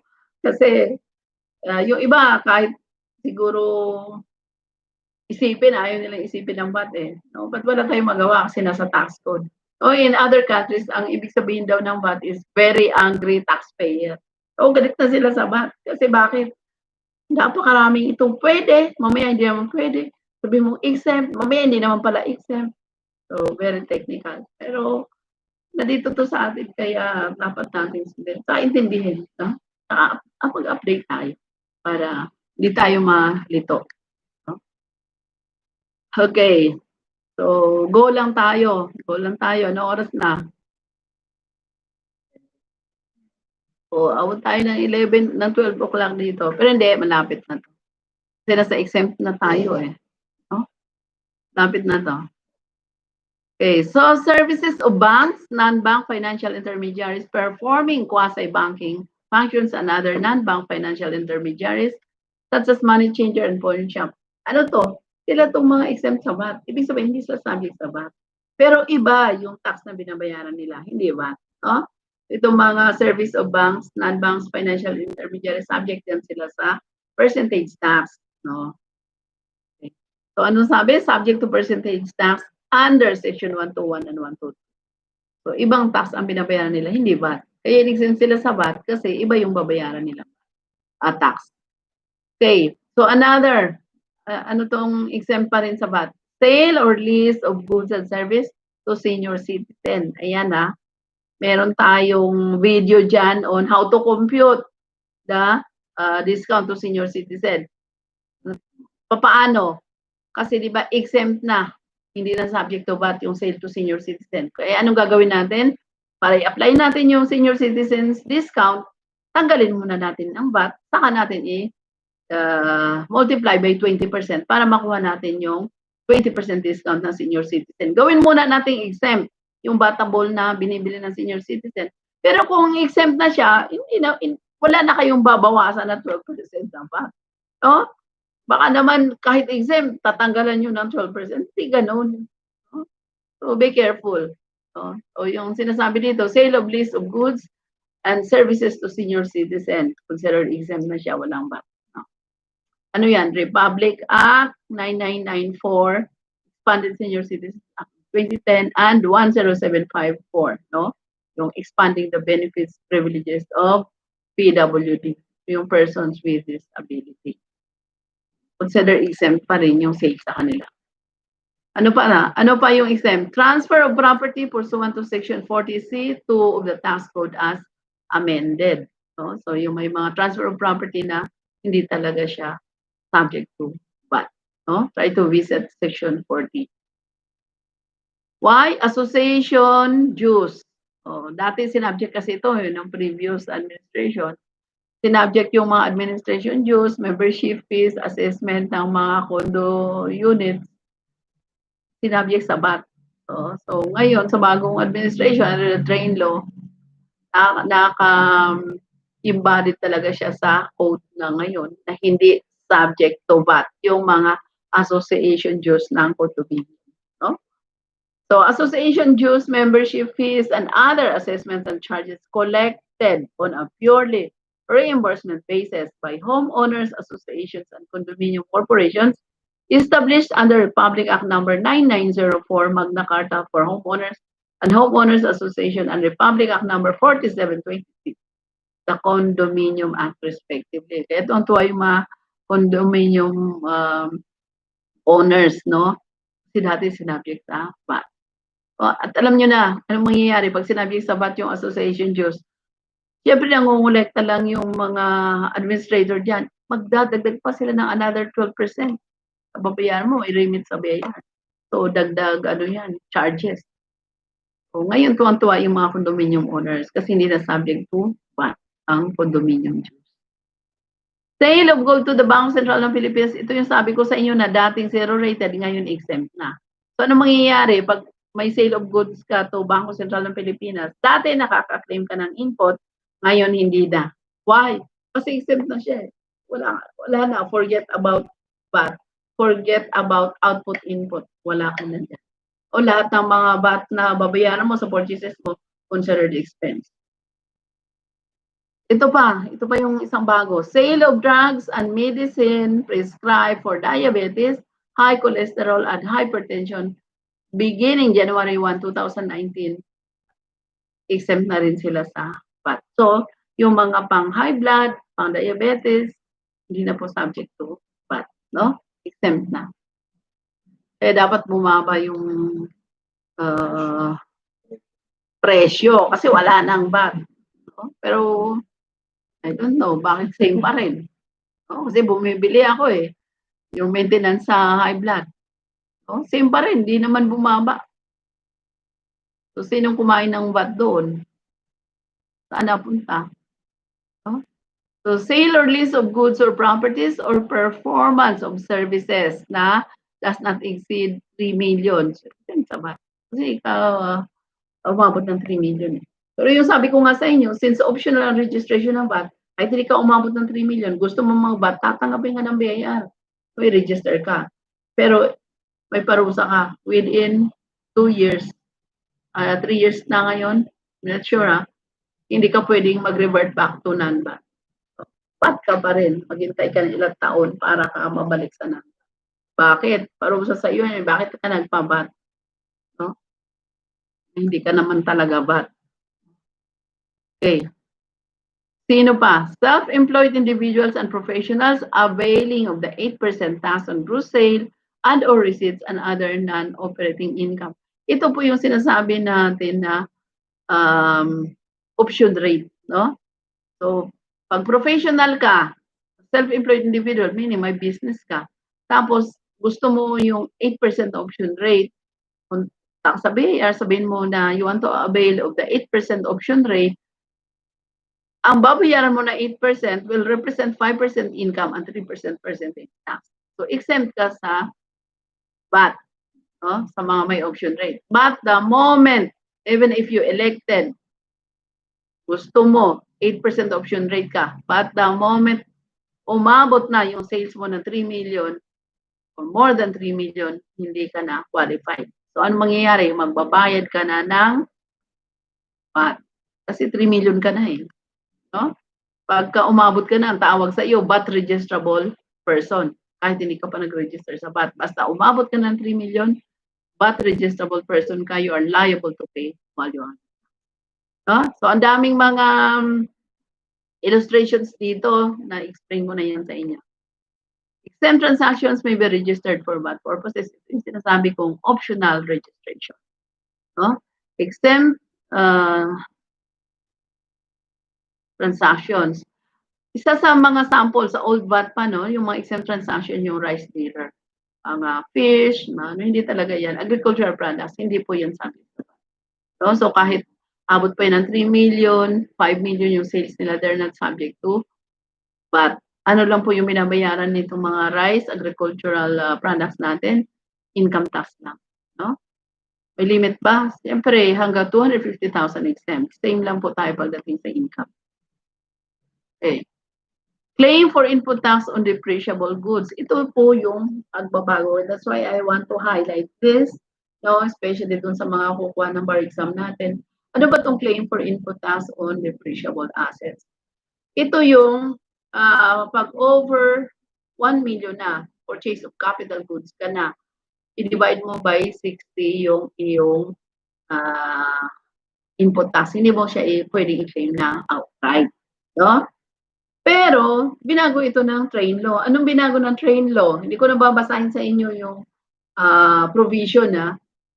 Explain ko na lang sa inyo kung anong nangyari, anong ginawa yung pagbabago dito. No? So, dito sa claim for input tax on depreciable goods, pagka may purchase ka ng capital goods na over 1 million, ang requirements sa atin dati before the train law, divide mo by 60 months. Ibig sabihin, 5 years, divide mo yung input mo by 5 years, and then you claim it monthly. 5 years eh. So every month, magpapile siya ng VAT mo, only 1/60 of the input dun sa over 1 million purchase of capital goods, yun lang pwede mo i-claim na input. No? Pero dito sa train law, ano sinabi? Depending on the life of the assets. Halimbawa, binili mo capital goods, more than 1 million. Pero the life of the assets is only 3 years. So, hindi mo pala i-divide siya ng 60 months. I-divide mo lang siya sa 3 years times 12 months. How much? 36 lang. No? Kasi ang life of the asset is only 3 years. So, 3 years mo lang siya pwede din i-claim na input tax. Hindi kagaya noon na wala sinasabi as to the life of the assets, basta i-divide mo lang siya kaagad by 60 months the moment na 1 million or more ang purchase. And then ano pa? Ang pagbabago sa train law dito sa depreciable goods or purchase of capital goods. Ano pa ang pagbabago dito? That, di ba sabi niya na depending on the life of the assets. So kung 3 years lang, divided by mo lang by 36 months. Meron pa siyang pagbabago. Ano yun? Kahit na magkano yun. Pagdating ng 2022, yung 1 million or more na purchases mo, wala nang divide. Outright, pwede mo na. So, yan sinasabi ng trade law. Pagbabago. Ang mga magbabar exam natin, tandaan ninyo yan. Okay. Hindi ko na-explain kasi na-explain ko na. Huh? Inaantok na yung mga kasama ko. Okay. So, capital goods or properties refers to goods or properties with estimated useful life greater than 1 year and which are treated as depreciable assets. Ano yung depreciable assets? Ito yung life. Ibig sabihin, bumili tayo ng asset na ang buhay niya is more than 12 months. So, more than taxable years. So, anong gagawin natin doon? Paano natin i-claim yung kanyang expense? Doon, depreciable assets. So, halimbawa, ang cost niya is 3 million. So, ang life niya is 3 years. So, i-divide natin by 3 years. Yun ang pwede natin i-claim yearly na depreciation. Depreciable, ibig sabihin, we have the allowance to depreciate. Pwede tayong mag-claim ng depreciation. Okay. Construction in progress. Ito yung nagpapagawa tayo ng building, no, na commercial. Anong sabi dito? Hindi pa completed, no? Hindi mo pa siya pwedeng i-depreciate until the asset is placed in service. So ano yun? Pag na-complete mo na yung construction, i-reclassify mo na siya as asset and then i-capitalize mo siya and i-depreciate. Pagka kompleto na yung construction, saka mo pa lang siya pwedeng i-depreciate. No? A construction in progress. Okay? So construction in progress is considered for tax purposes of claiming input tax as a purpose of service. No? Kasi sa mga nagpapagawa ng building, lahat ng mga expenses nila doon, VAT receipts, kiniklaim as an input.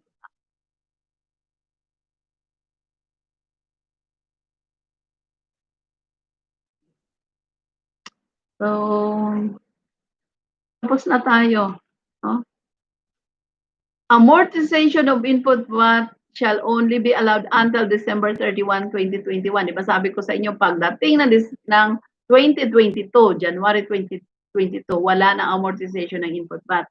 Kahit na more than 1 million capital goods yung binili mo, pwede mo na i-claim outright yung input VAT. No? So, ano yun? Advantages to the taxpayer. No? Advantage sa kanila. Kasi, wala nang, maghintay ka pa ng ilang months, 5 years, bago mo ma-claim yung input tax mo doon sa purchase of capital goods. So, pagdating ng 2022, lahat pwede mo i-claim. So, yung mga illustrations, hindi ko na siya, may mga example na akong sinabi. So, claims for refund or credit of input tax, no? Or zero-rated, effectively zero-rated sale of goods. So, kailan siya pwede i-claim ng refund? Within 2 years lang, no? Paano kinakount yung 2 years? Ito yung maraming nakakarating sa Supreme Court, sa Court of Tax Appeal natin.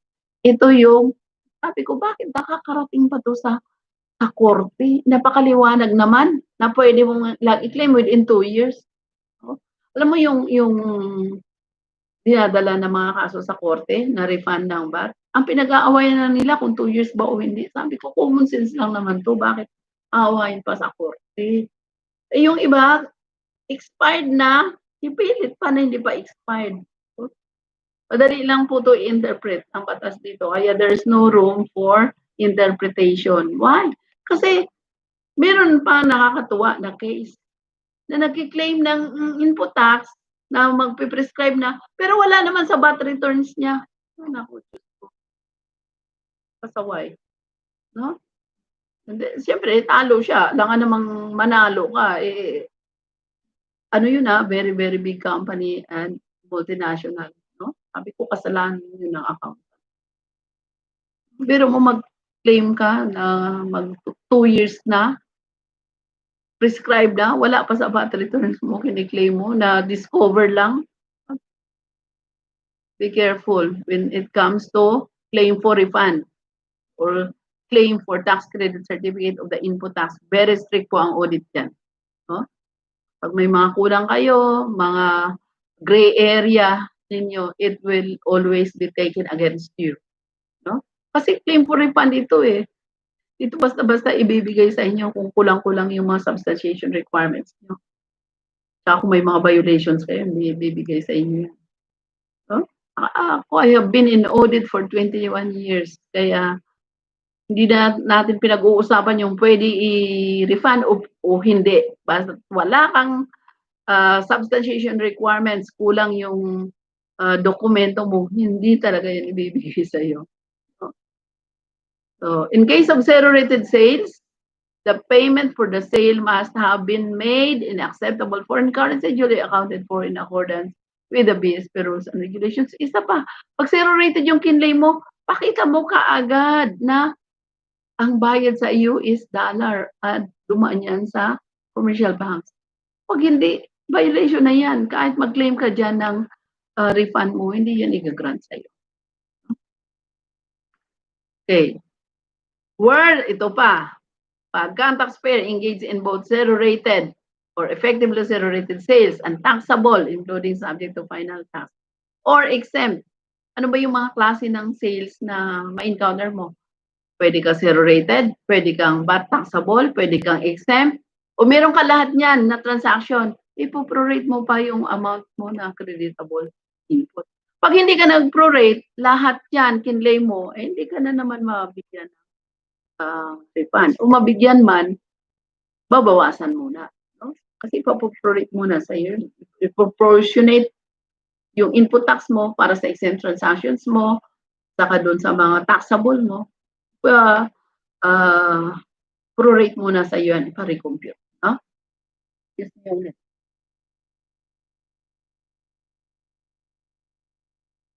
Okay.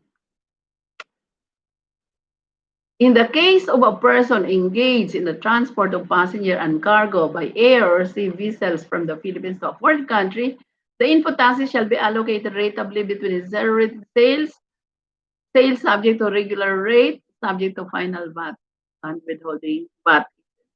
Siyempre, transport of passenger ka, tapos meron kang foreign, ibig sabihin, international. Meron ka ring zero rated, meron ka ring pang local na subject din sa VAT, prorate mo muna lahat ng purchases mo. Ito na, ang masaya. Cancellation of VAT registration. Ito yung sabi ko na nagpa-register ka ng VAT, optional. No? Anong sabi dito? Ito yung sabi ko na hindi ko naalala kung ilang years. A VAT registered person whose registration has been cancelled due to retirement from business or due to changes in cessation of status, no?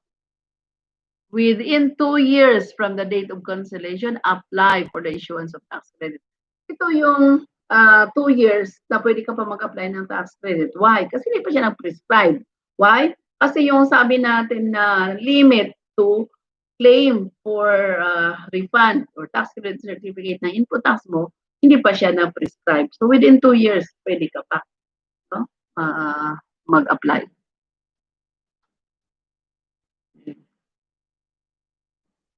Provide further that the date of cancellation being referred to is the date of issuance of tax clearance by the BIR after full settlement of all tax liability.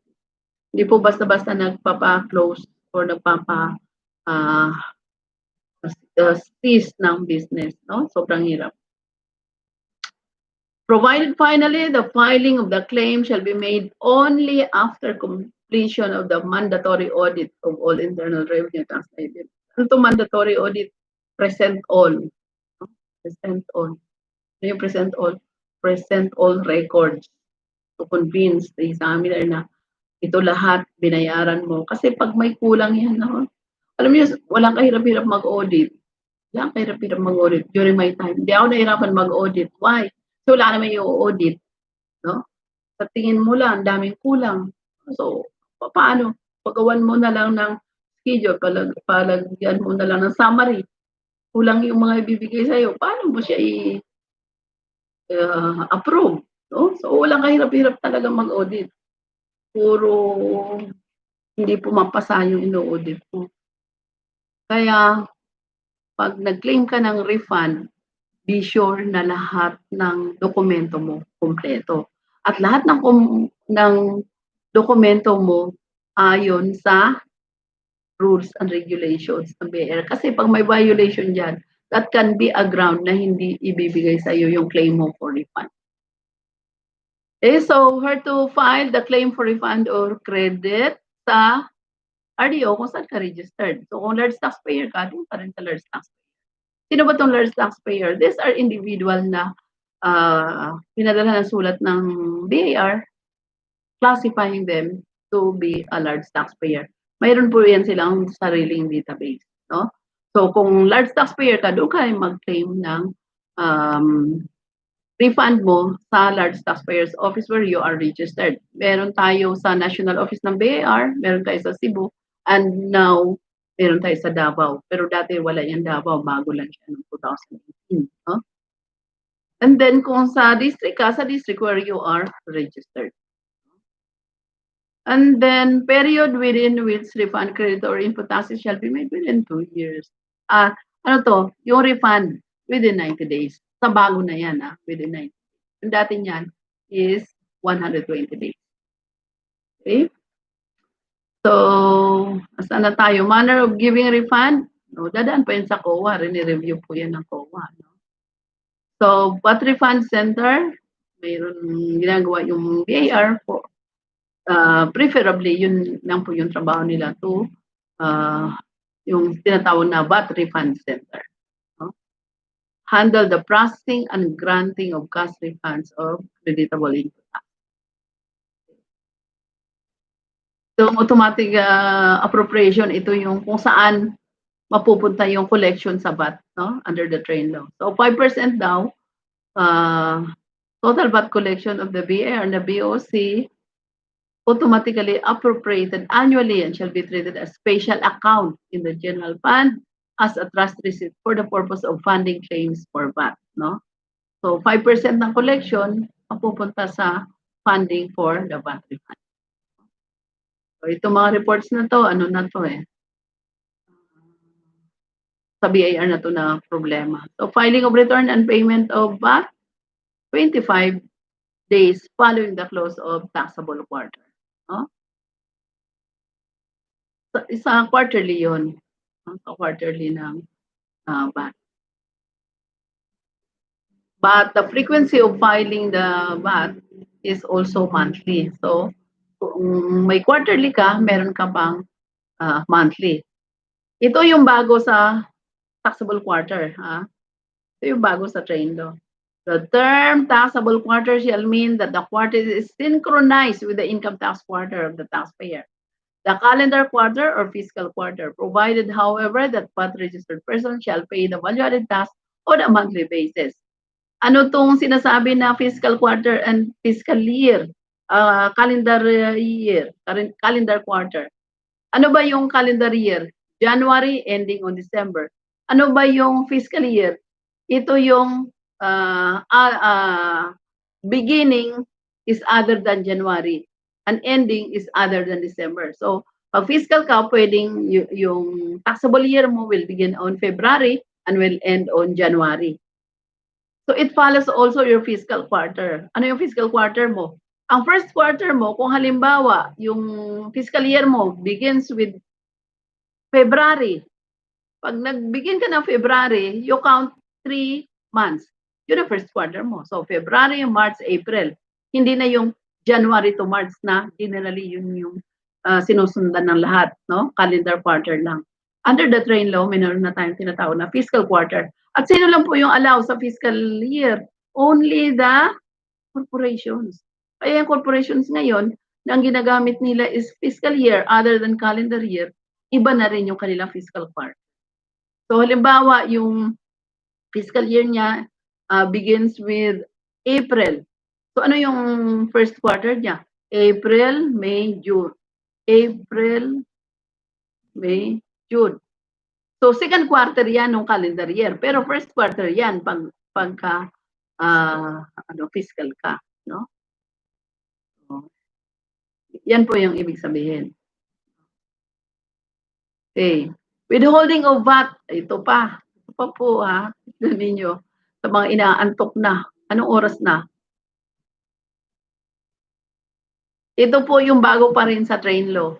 No? Withholding of VAT on government money payments and payments to non-residents. Ito po So sa mga kukuha dyan ng bar exam, tingnan nyo po ito.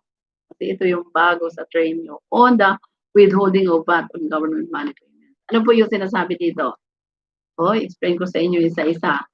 Withholding of value-added tax, the government or any of its political subdivisions, instrumentalities, or agencies, including government-owned or controlled corporations. Ang government po ba subject to VAT? Yes. Basta't meron sila activities, VATable activities, even government are subject to VAT. No? Shall, before making payment on account of its purchase of goods and services, which are subject to the value-added tax imposed in Section 106 and 108 of this code, deduct and withhold the value-added tax imposed in 106 and 108 of this code, deduct and withhold a final value-added tax at the rate of 5% of the gross payment thereof. So, yan na po Kasi before the train law, yan na rin ang ginagawa.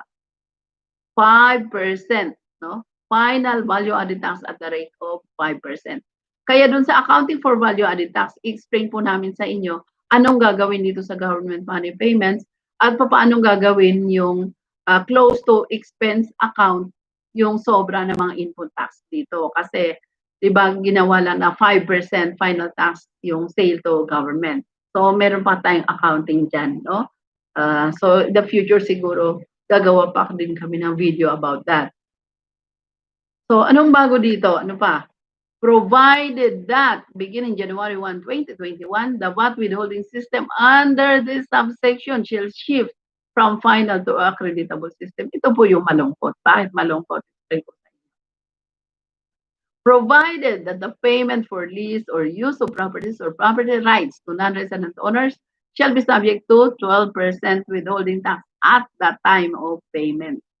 So pagka ang lease or use of properties ng non-resident owners, ibig sabihin, hindi siya Filipino. So outright subject yun sa 12% na withholding tax at the time of payment.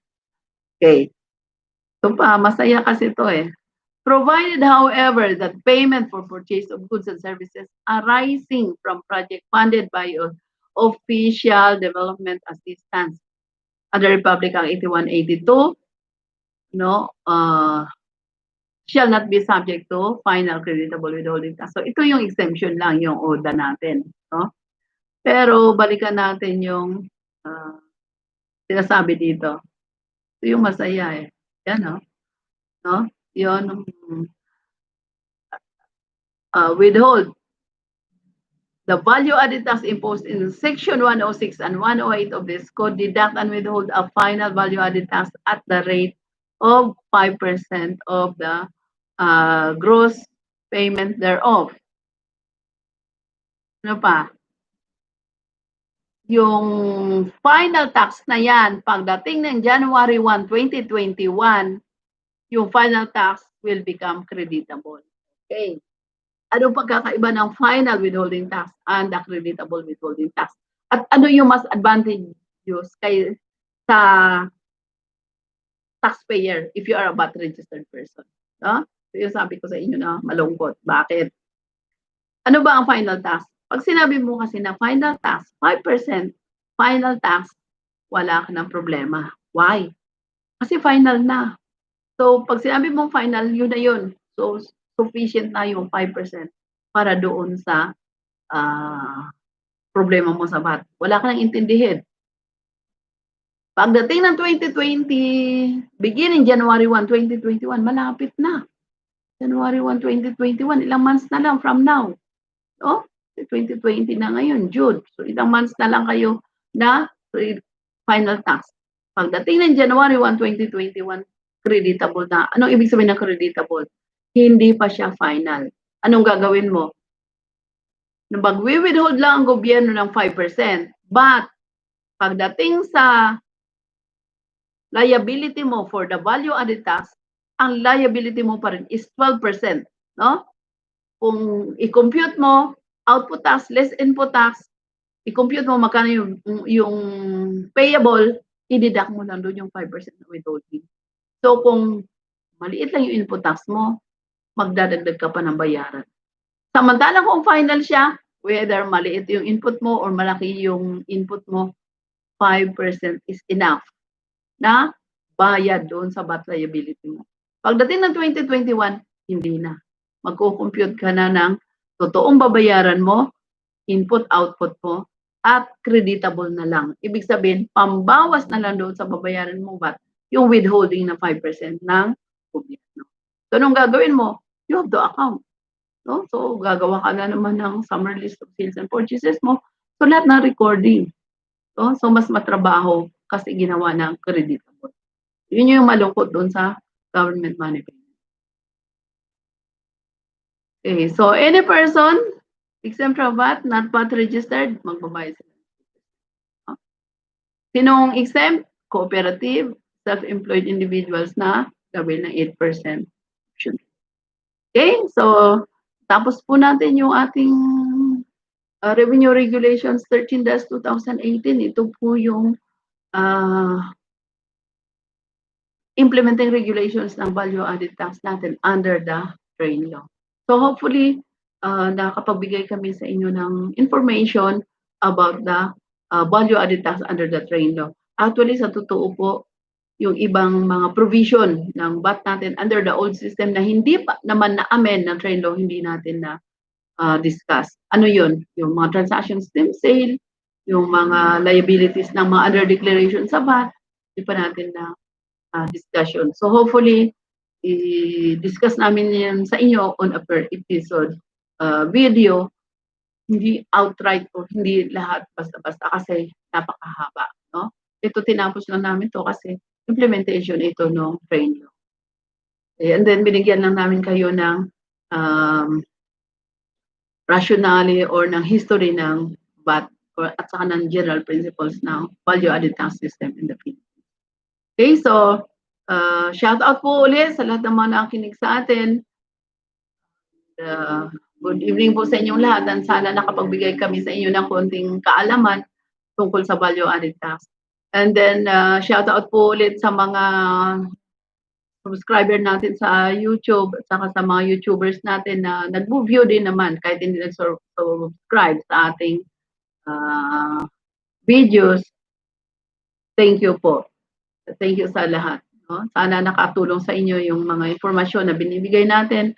At sana huwag kayong magsawa dahil dadalan pa namin kayo ng mga updates dito sa ating YouTube channel, Tax Training by Elsa Cañete for better tax compliance. Question.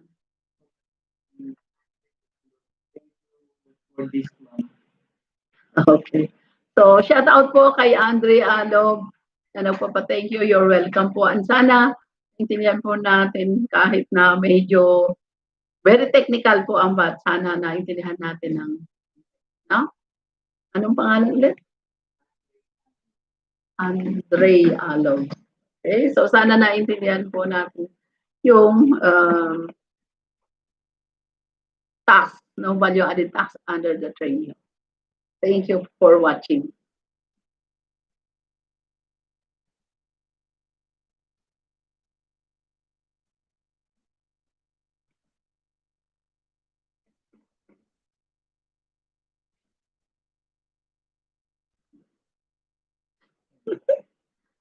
Ano ba yan? Bakit natutulog na?